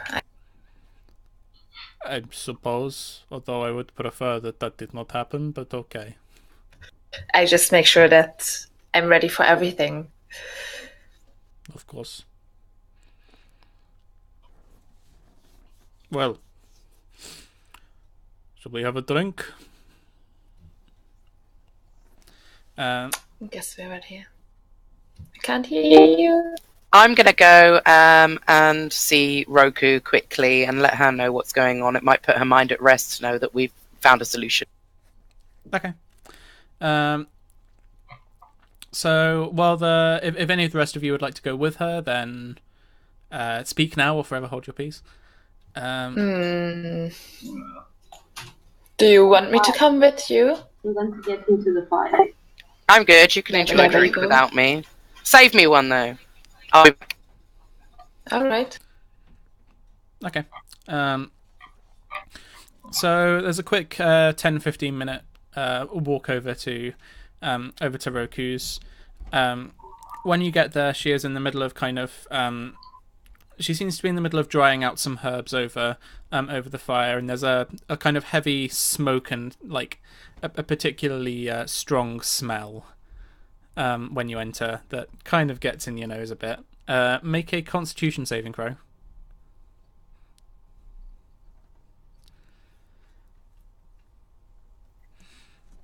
Okay. After a little while, you're able to kind of like you wrinkle your nose and you get kind of accustomed to the smell. It's still uncomfortable, but like you're fine. But she looks up and just says, "Oh, Vixen, it's good to see you." It's good to see you, Roku. I thought I'd bring you some good news. Oh. It just so happens that my companions have found a way to deal with the wisp issue and eradicate the curse that it has on your friends. Oh, that's fantastic. What is there anything I can do to help? Anything that I can do? There won't be anything you can do for the wisps, but there might be something else you could do for me if you wouldn't mind. Of course. Name it. I need a very potent poison that's nigh on detectable. You're very good with your herbs. Yes. And plants. I figured you'd be the person who would know this. How is this going to help with the ghosts? It's not going to help with the ghost. It's going to help with our problem at the church. Okay. I met the chap you told me about. You met Glaric? Yes, I did. Okay. What happened? It didn't go very well. Right. I have to think more creatively, which is why I've come to you to ask for something. Also, while I'm here, do you know a dwarven woman with a small boy? You just described about 20% of the people in this village? I never got her name. I couldn't remember the boy's name. What was the boy's name? Boy's name was Donald. Her son was called Donald. Oh, I believe that's Moira, I think. Do you know where she might live? I'm afraid not. I haven't really had that much interaction with her. I know her by sight. I don't really know her. Do you know anyone that might? It's a small village. Ask around long enough, you'll probably find someone. Okay. Amora, yeah? Moira. Moira. Right, got it. Yeah. The poison. Yeah. Any You see her look a bit confused for a second. She's looking around the things that she had, that she has in the room, trying to think like, could I mix those two? And then eventually she goes, A second. And she goes and she fetches the little book that you brought back to her that belonged to her apprentice. Oh, yay! And she flips, and then she goes to the last page that he'd scrawled in, and just goes, well, I called him useless quite a lot. Apparently he's at least useful once. I may need to go and fetch some of this from the woods, but I reckon this should do pretty nicely. Any expenses I will pay. I don't expect there to be many, but thank you. Why, just out of interest, why are you looking for Moira?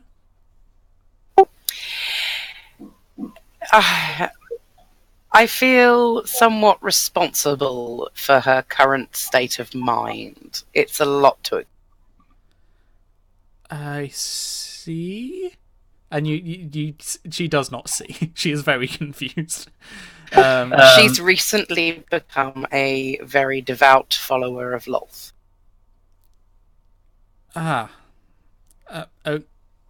Okay. Good for her. Right. You seem to find yourself kind of tangled up in a lot of things, Vixen. Life is a web. I just wing it. I see. Well, I'll get on with that extra special medicine. Thank you, Roku. You're an absolute angel. No, I just happen to look like one. Anyway. 8 blessings to you, Roku. Eight blessings.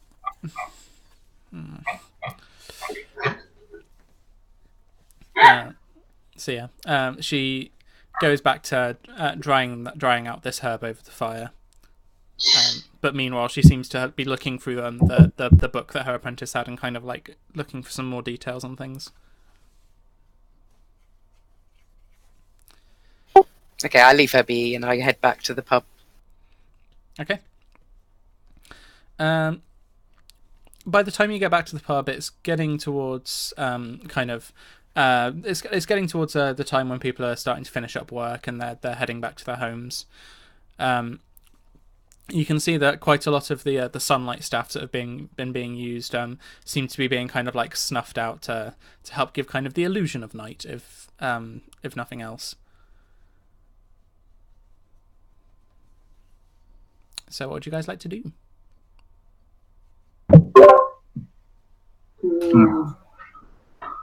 We should get to the place where there was on the last time and be prepared to see them and catch them, I guess. Yeah, agree. Okay. You see Hagen kind of just like starts heading off towards the towards the spot in the Songbird Fields.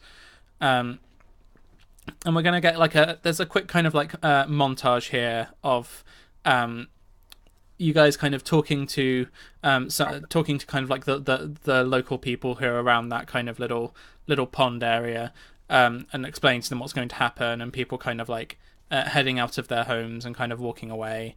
We get a little bit of Hagen kind of like whispering some words over the skull. And then we get a little bit of both Hagen and you, Eminora, kind of like with this book kind of laid out on a tree stump, kind of like plotting out exactly where you're going to put the different sigils and like going and starting to draw them out using. He produces like a small piece of chalk. And I have one myself for this occasion. A small piece of chalk dipped in a little bit of mercury and kind of start drawing along the ground. Until eventually you have the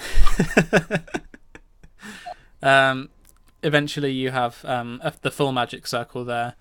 Hagen walks to kind of like the direct center of it, and then places the skull down on the ground, kind of facing him, and you can see him just kind of whisper a couple last words to it, And then he kind of like places his forehead against the forehead of the skull, and just kind of like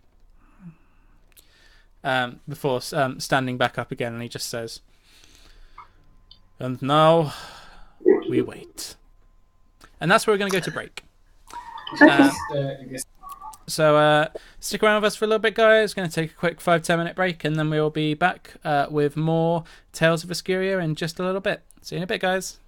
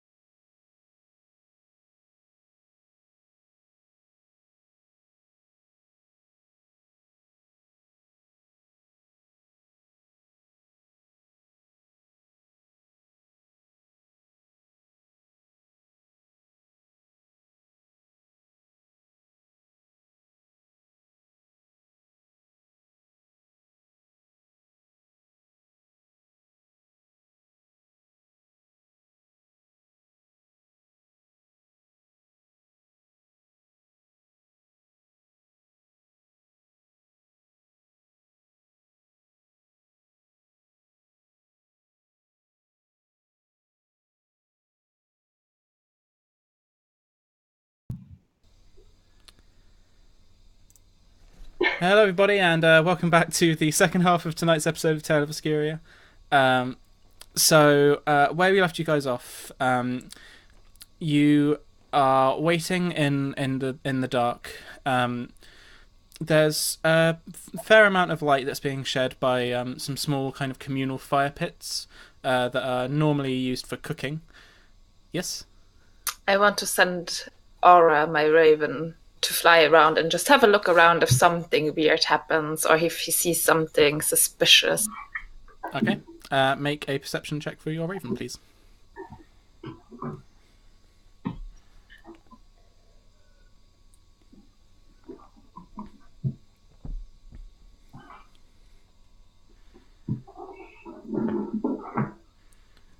Okay. It's difficult to tell exactly what's going on, but you can see that as you guys are waiting, there does appear to be at least some form of light that you can't see the exact, you can't see the source of, but seems to be moving through the cornfield, kind of towards your general direction. It's kind of moving fairly slowly. So yeah. So, is there anything we have to do, or just stand still until they come? I tell the others that I can see some light coming slowly closer, but I can't tell what it is. Hagen is just kind of like crouched down, and he's like got his hand on top of the skull, which is kind of planted down in the earth, and he just says, "You need to keep still. We need to wait until we're sure that all of the creatures are within the boundary. Because if we build up this wall before they're all inside, then one will be trapped on the outside." So everybody stay calm. I am looking a bit scared. I don't like this. Mm-hmm. It's not something I can fight with. So, like, with strength. So. There's a moment as you're kind of like feeling this fear. You can kind of feel your heart beating inside your chest, kind of like harder than normal. And there's this brief moment when there's just a tiny bit of warmth from where the feather is, and you're kind of like. That comforts me a little bit. And I cast Mage Armor myself, just for, okay. Basic wizard behavior, touching themselves, getting some shiny looking weird holographic mage armor. Of all the ways you could have described that, that's what you went with. Weird wizard touching themselves. Okay. Okay, so yep. Change your AC to match that then. Okay. I might have to change that on the token as well, but we'll see in a second. So as you guys are kind of standing there, like, there is a very kind of palpable stillness in the air around you, whereas normally you'd expect there to at least be kind of some sense of kind of wind. This being a quite coastal, like it's a coastal place, you'd expect there to be winds coming in from the sea. It feels like the air around you is just kind of hanging in place. It's just kind of still. And there's this point when you can hear the wind, which is kind of blowing through through the cornfield, and then it's all kind of suddenly kind of just comes to like a stop. There's a small kind of pond of water that's up to kind of towards the edge of this circle. It was in kind of the general direction that Aura had seen the light coming from. And each of you make a perception check, please.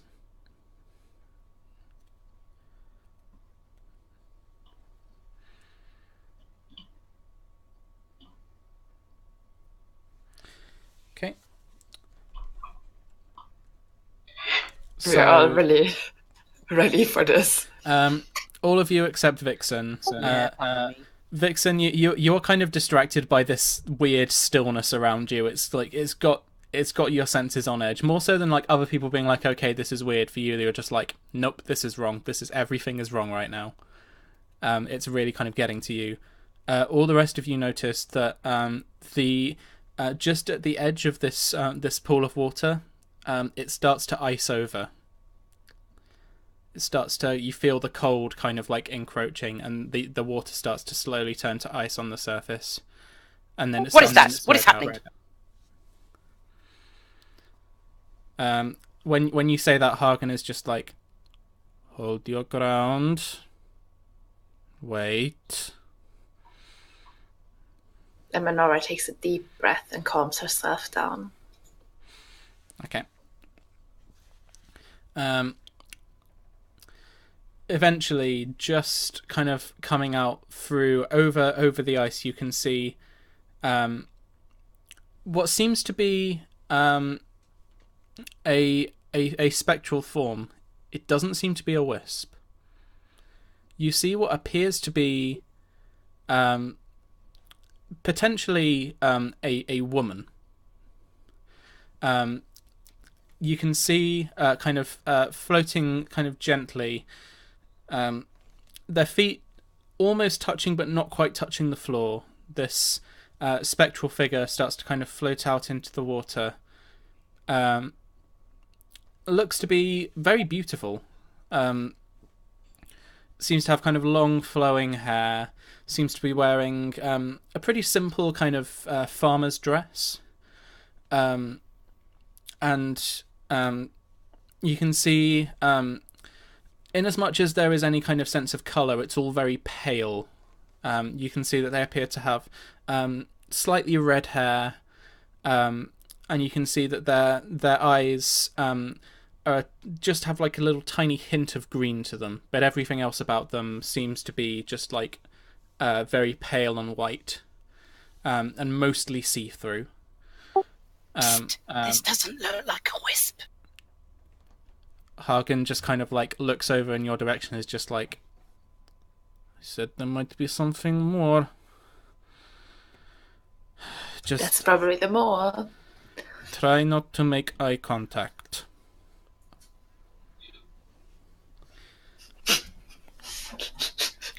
Okay. The creature begins to move slightly closer, and you see it kind of open its mouth, and you see it attempt to speak, but all you can kind of hear is like a noise. The most beautiful voice is not your gift, I guess. And when that happens, the area around you seems to begin to glow slightly brighter, and you can see, first of all, one wisp kind of on either side of her seem to kind of like come into being, just kind of slowly. They give off a kind of like slow, kind of like almost like chimey humming noise, kind of like as they start to kind of drift around, and then you feel that the light seems to be coming out from slightly further out in the cornfield, maybe kind of to your left and to your right. Also starts to kind of rise up a little bit. I would like you all to roll initiative, please. We all, sorry. Initiative. Initiative. Okay. Oops. Yeah, we have to see the tokens first. That's fine. Okay. Primero se tenemos tokens. Por eso. So let me see. Should I re-roll it, or should I just... I'll add you just on. Give add me a it? second. Uh, 11.3. Okay.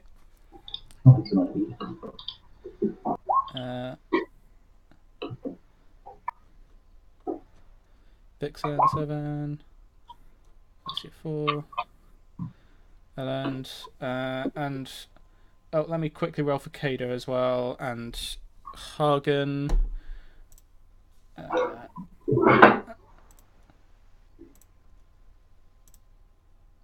Where's Kada gone? There we go.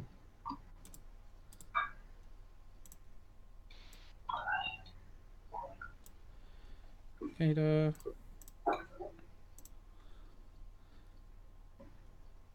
What is the initiative? There we go. Ooh, Kate has done well. And Hagen... Why am I the closest to the creature? Because you're the tank. Yeah. You guys can arrange yourself however you like for the beginning of this fight. I put you guys just in this order because I thought, well, it's a sensible order. And you can reorder yourself if you'd like. Yeah, it's fine. That's okay. Okay.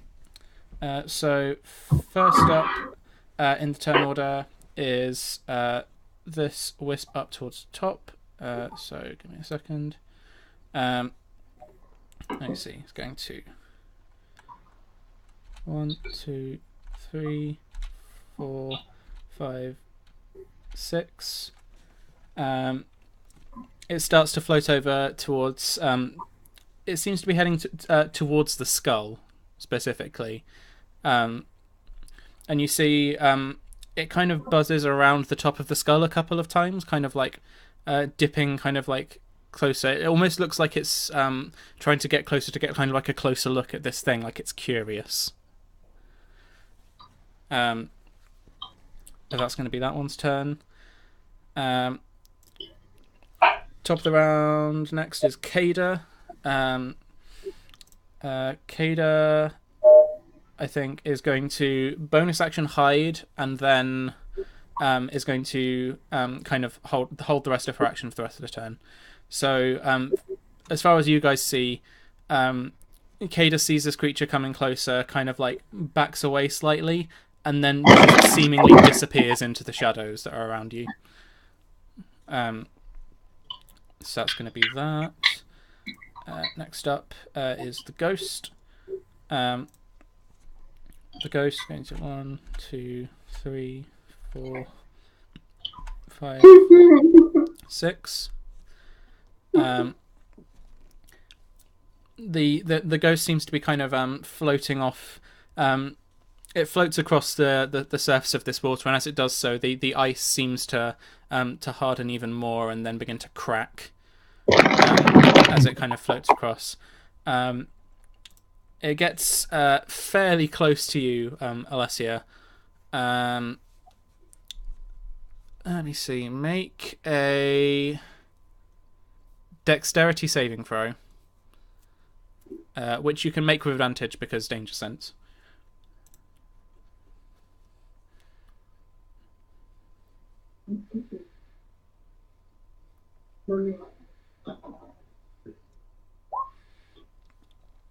Okay. So there's a brief moment when this creature comes pretty close to you. When you can sense that this creature is kind of looking in your direction, trying to make eye contact with you, but you're just quick enough to be able to kind of like make it so that it's unable to make full eye contact with you. You hear it make the same kind of like raspy noise before kind of like turning away and starting to look around at the rest of the people. Next up is this one. 2, 3, 4, 5, 6. It cannot see Kada, so 1, 2, 3, 4, 5, 6. This one is also kind of like heading over towards the skull and seems to be kind of buzzing around it. Next up, Elland, it is your turn. What would you like to do? Are these things solid enough, or they're like thinner? It's difficult to tell. Make a perception check.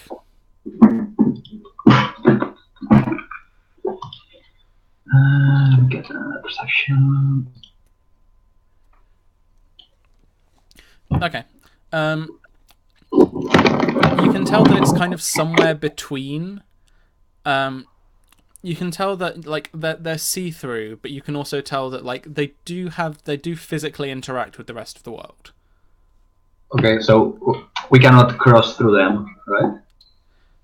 You get the sense you probably could, but it's probably not the best idea. Okay. Okay, so yeah. So while not looking at the woman, I start like mumbling and doing all this silly Naruto. Wait a second. That is level 2. Like Naruto, like, Oh yeah, and yeah, then doing all the hand stuff. Yeah. in the end, like I hit the ground and I want to burn all the small wisps, like the 4 of them. Okay. Let me see. Charisma saving throws. For these. Okay. So we're gonna go clockwise. So starting bottom left. Succeeds. Top left.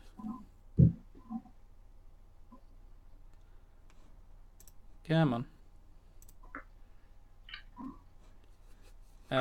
Top left. What's your spell save DC? 13. 13. Okay, succeeds a second. Come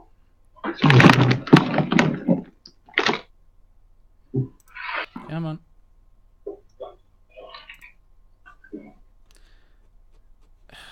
Give me a second. It's not quite rolling it. Come on, roll 20.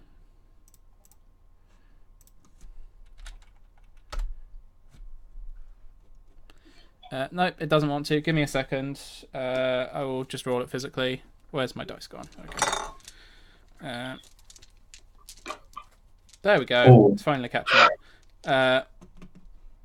Okay, so a 20 and a 4. So all except the... Ignore that, it's just catching up. So Okay. all of them except the one which is standing right in front of Eminora have succeeded. I tried. You tried. Yeah. Oh, sorry, Okay. you can only target up to 3 creatures. Yeah, but I guess that it as a level 2 spell. Oh, cool. Yeah, no worries then. Yeah. So that one is baned. Give me a second.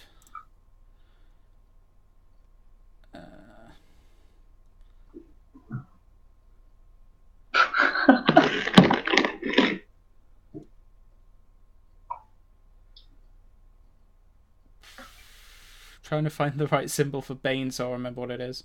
That'll do. Cool. So that one's baned. Okay. And can I tell if I try to like run from the one that's standing next to me, if it will get like an attack, opportunity attack?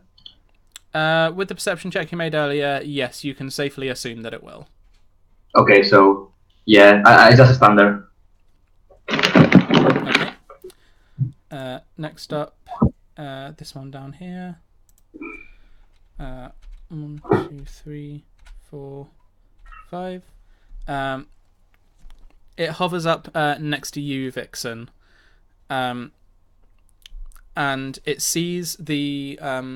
It seems to hover kind of close to the symbol of love that you are wearing, and it is going to make an attack against you. Fudge. Okay.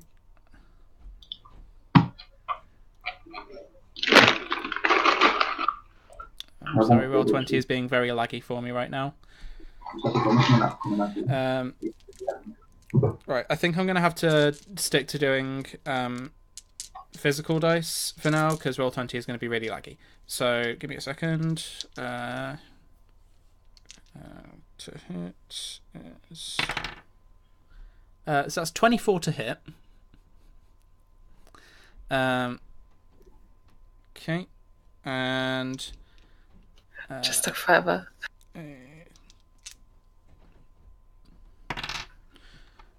You take 8 lightning damage.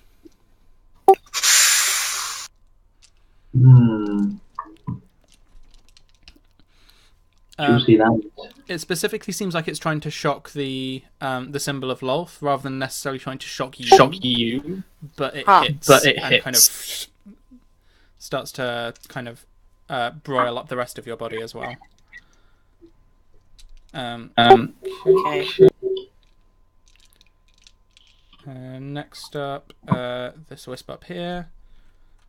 1, 2, 3, and that's going to activate Hagen's thing. So now that all of them are inside the circle, you see him just say, "Okay, now," and then after a second, you see all around the outside of this this magic circle that you've drawn, it starts to give off its own kind of faint light, and he's got his hand kind of like grasped around the skull, and you can see that inside like the eye socket of the skull, it starts to glow bright light as well.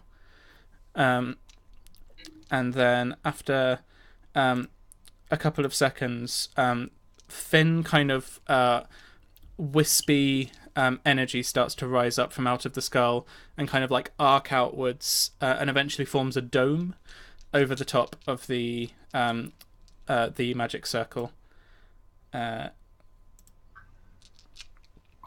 Cool. Okay. Fancy dude. So the wisp's going to take the rest of its turn. Let's see.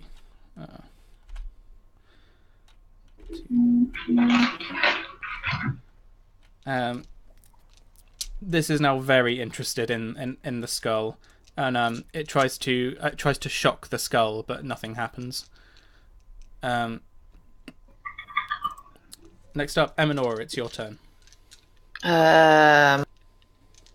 She turns around to Hagen and asks him, "Hagen, can we help you somehow? You said you banished them now. Do you need some actions from us, or should we just keep?"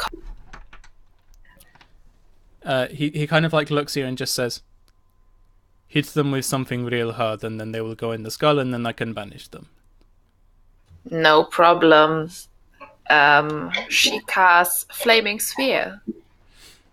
Okay. I will click it. Give me a second.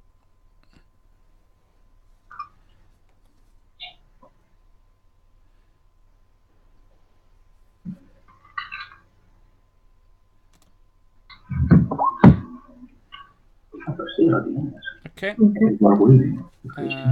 that's the duration. Okay. Give me a second, and I will drag something in for you.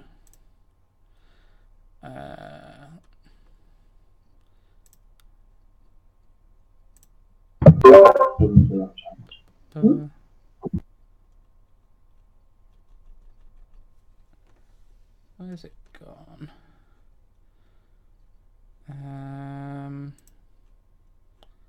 I have something. There it is. Okay.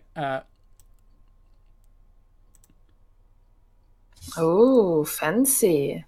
Doesn't look like fire, but it's fancy. I like it. Yeah, I haven't got a red one, so I'll have to make do with that one. Enough. You should have control over that one now, so you can place it wherever you like and move it. Let's attack. Does it mean within 5 feet it would attack both now around it would them? attack both. Yeah, they both have to make the dexterity saving throw. Okay, then I place it there. Okay. So Dex for the Will-O-Wisp. That's a 10, so the Will-O-Wisp fails. And for the Ghost,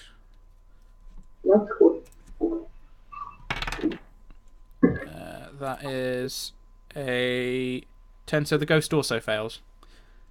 So 2d6 from me for you, I guess. Yep.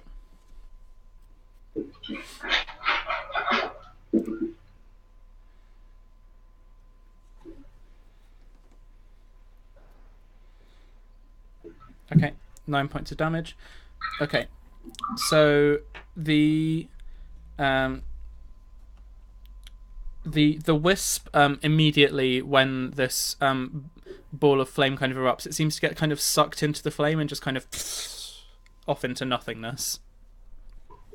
And then the little kind of shreds of energy that are kind of like coming out of the top of this flame, you see them kind of get they seem to like as if they're trying to make their way out towards the edge of the dome, But just as they're about to, Hagen kind of whispers some words, and it seems to change direction and funnels down and into the skull. And you can see the light in the eyes of the skull seems to glow a little bit brighter for just a second. And you can see him kind of like nodding in your direction. And he just goes, "Not bad, not bad." Hard enough, I guess. Okay. So that. You can see that the ghost seems to kind of recoil away from this, and definitely seems to be. It seems like this is hurting the ghost, but it doesn't seem to affect it that badly. It lasts up to 1 minute, so we have some more turns. 6, 7. How much is 1 minute? 10, because it's 6 seconds. Oh yeah, 10. True. Yeah. Yeah. Yeah. Okay. Next up, we get to Hagen. Hagen is just kind of like he's holding the skull in place, and you can see him just reciting these words over and over again. And that's basically going to be his turn. Hagen, in order to keep this spell up, is having to hold concentration on this. Makes sense. Does he have any cantrips that he can use? He does. Okay, so he's holding concentration on this spell, but you see him look up towards the ghost, and you can see for a brief moment, like, he speaks some other words aloud apart from the ones that he's been repeating over and over again, and bright light shines out from his eyes and the eyes of the skull. And he is going to cast Sacred Flame. He's a fancy one. DC 13 Dex save. Okay, so the ghost is going to attempt to. It can't make its Dex save because it uses reaction to make its Dex save earlier. So it automatically gets hit for 3 radiant damage. Okay. So from this ghost perspective, it reels away from this fire, and then suddenly there's bright radiant energy burning it from this side as well. And you can see it just immediately starts kind of like giving this empty-throated scream. Next up, In imagination, Hagen and Eminora just high-five them. There we go. Burn this. Gives you the diplomatic bro fist, as we've established. Yeah. Okay, Vixen, it's your turn. Can I tell as to why it would be singling out the symbol? Make a Arcana check. Okay.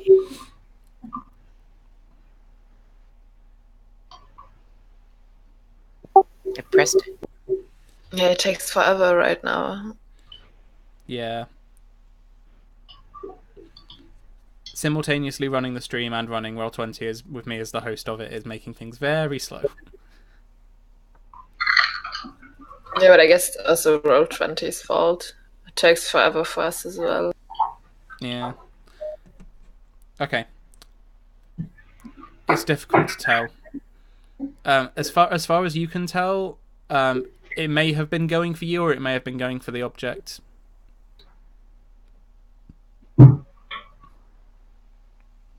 Hit it hard. No, I just want to know why it went for the symbol.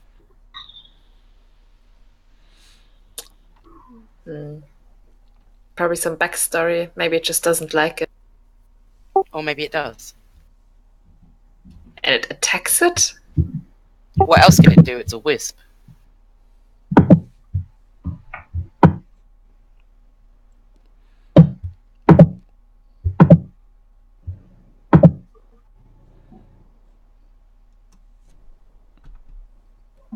I think it attacked almost everything that was tied to a god, like the skull and your symbol. So I guess they just don't like gods. Yeah, clerics, they are like, how do they call that?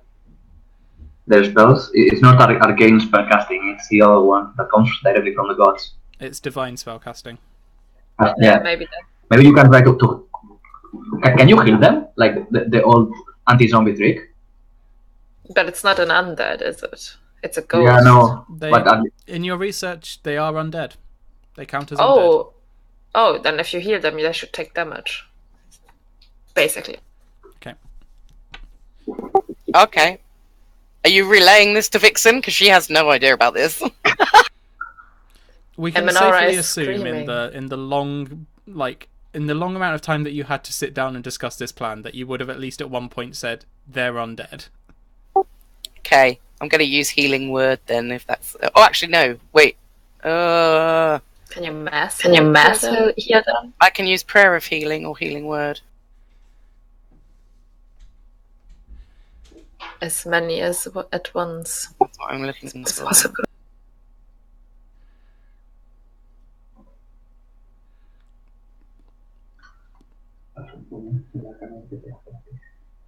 Up to 6 creatures of your choice that you can see within range.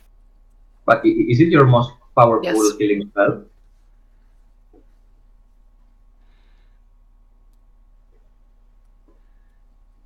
Maybe we need healing. It is at level 3. I've pressed it. We're just going to have to wait. Okay. Vixen is typing. Sorry. Roll 20, the joys. Bad roll 20. Okay. Let me see. I'm gonna say technically they can have a dex save to try and avoid you healing them, but they will be at disadvantage to do so because this is a magically guided spell. So let me see. The first one, the one that's right next to you. Okay, so that's. Yep, avoids 29. Let me see. The one that's next to Alessia. That fails. So Alessia, the one that is just to your left, you can see there is a small amount of radiant energy kind of surrounding it, and then it immediately kind of shrivels due to this and gets sucked into the skull. The one that's next to Ellen also fails, immediately gets sucked into the skull. And the ghost itself also fails, takes 10 points of damage.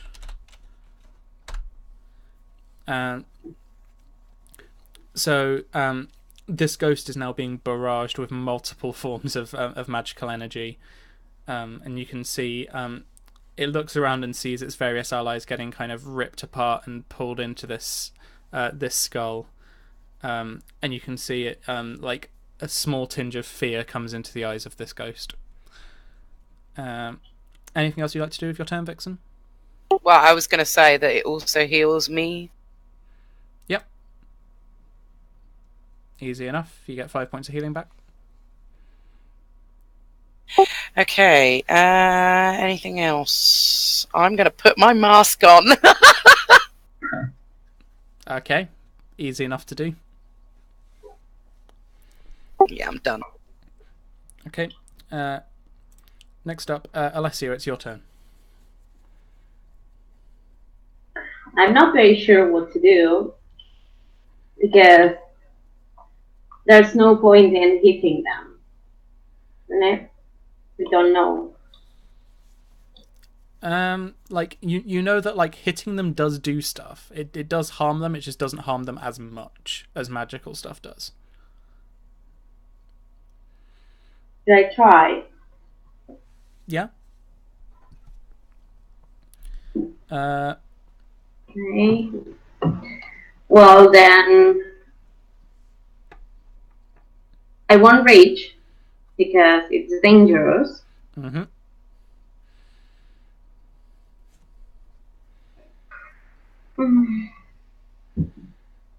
And I will try the axe Okay. with the ghost lady. Okay. Like I'm looking very scared. I like doing. Oh. Okay, roll to hit. That definitely hits. Okay, roll your damage.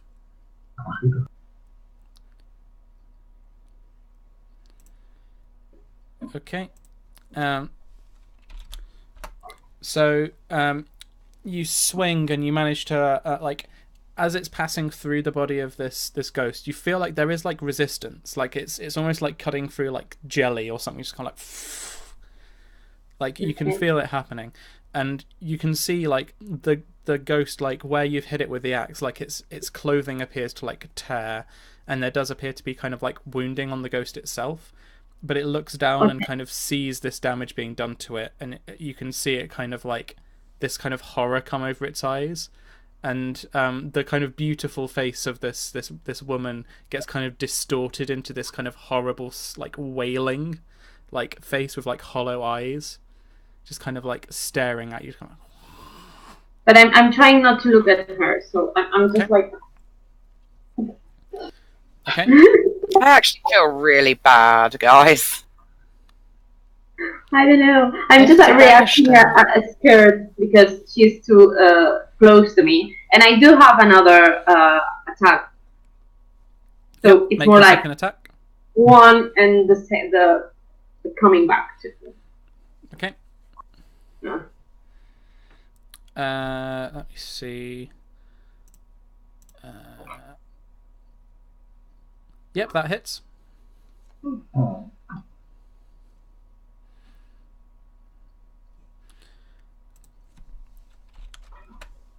And again, you can see this rends through the clothing and leaves kind of like slight wounds.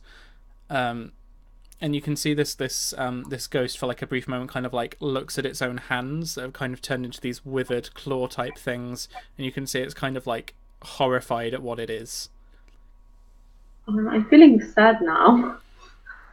But if you don't bring them where they belong, the young girl will stay over. Why is it here? Why can't we help it? We do help it. The cleric is banishing them. Does it look like it's helping? Hagen just looks over to you and is just like, "It will be a lot happier when it passes over fully. This is not quite what you think it is. It is not a proper soul. This is just memories and anger. It is not... Whatever it looks like, it is not it."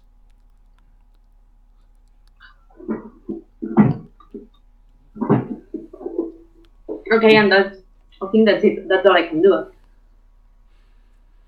Okay. Top of the round, Kada. Kada is going to 1, 2, 3, 4, 5. She's trying to skirt around the edge of this this flame, and she can't quite get all the way around, but she places herself here. And she is going to ready her action to attack if the ghost moves within range. Okay. Top of the round, we get to the ghost. The ghost is seeing the bad situation that it's currently in, and it kind of turns around and heads towards the water, moving within range of Kada. So Kada is going to get an attack. Give me a second, Kada. To hit with that. And Kada misses. She kind of like emerges from these shadows to try and get a hit off with her rapier, but just kind of barely catches like the back of the kind of long dress, tears a bit of the dress, but doesn't do any damage to the ghost itself. And the ghost continues. 3, 4, and when it hits the edge of this the edge of this orb that it's trapped in, it kind of presses itself up against it and tries to kind of like get out through it, realizes that it can't, and it turns around. In doing so, it looks down and it sees its own kind of ghoulish face reflected in the ice and the water. You can see it looks up towards you, and the look of kind of sadness and horror that it has fades away, and it turns just straight to anger. And you can see the creature that had previously been kind of like glowing this like pale, kind of slightly blue colour starts to glow slightly pale red.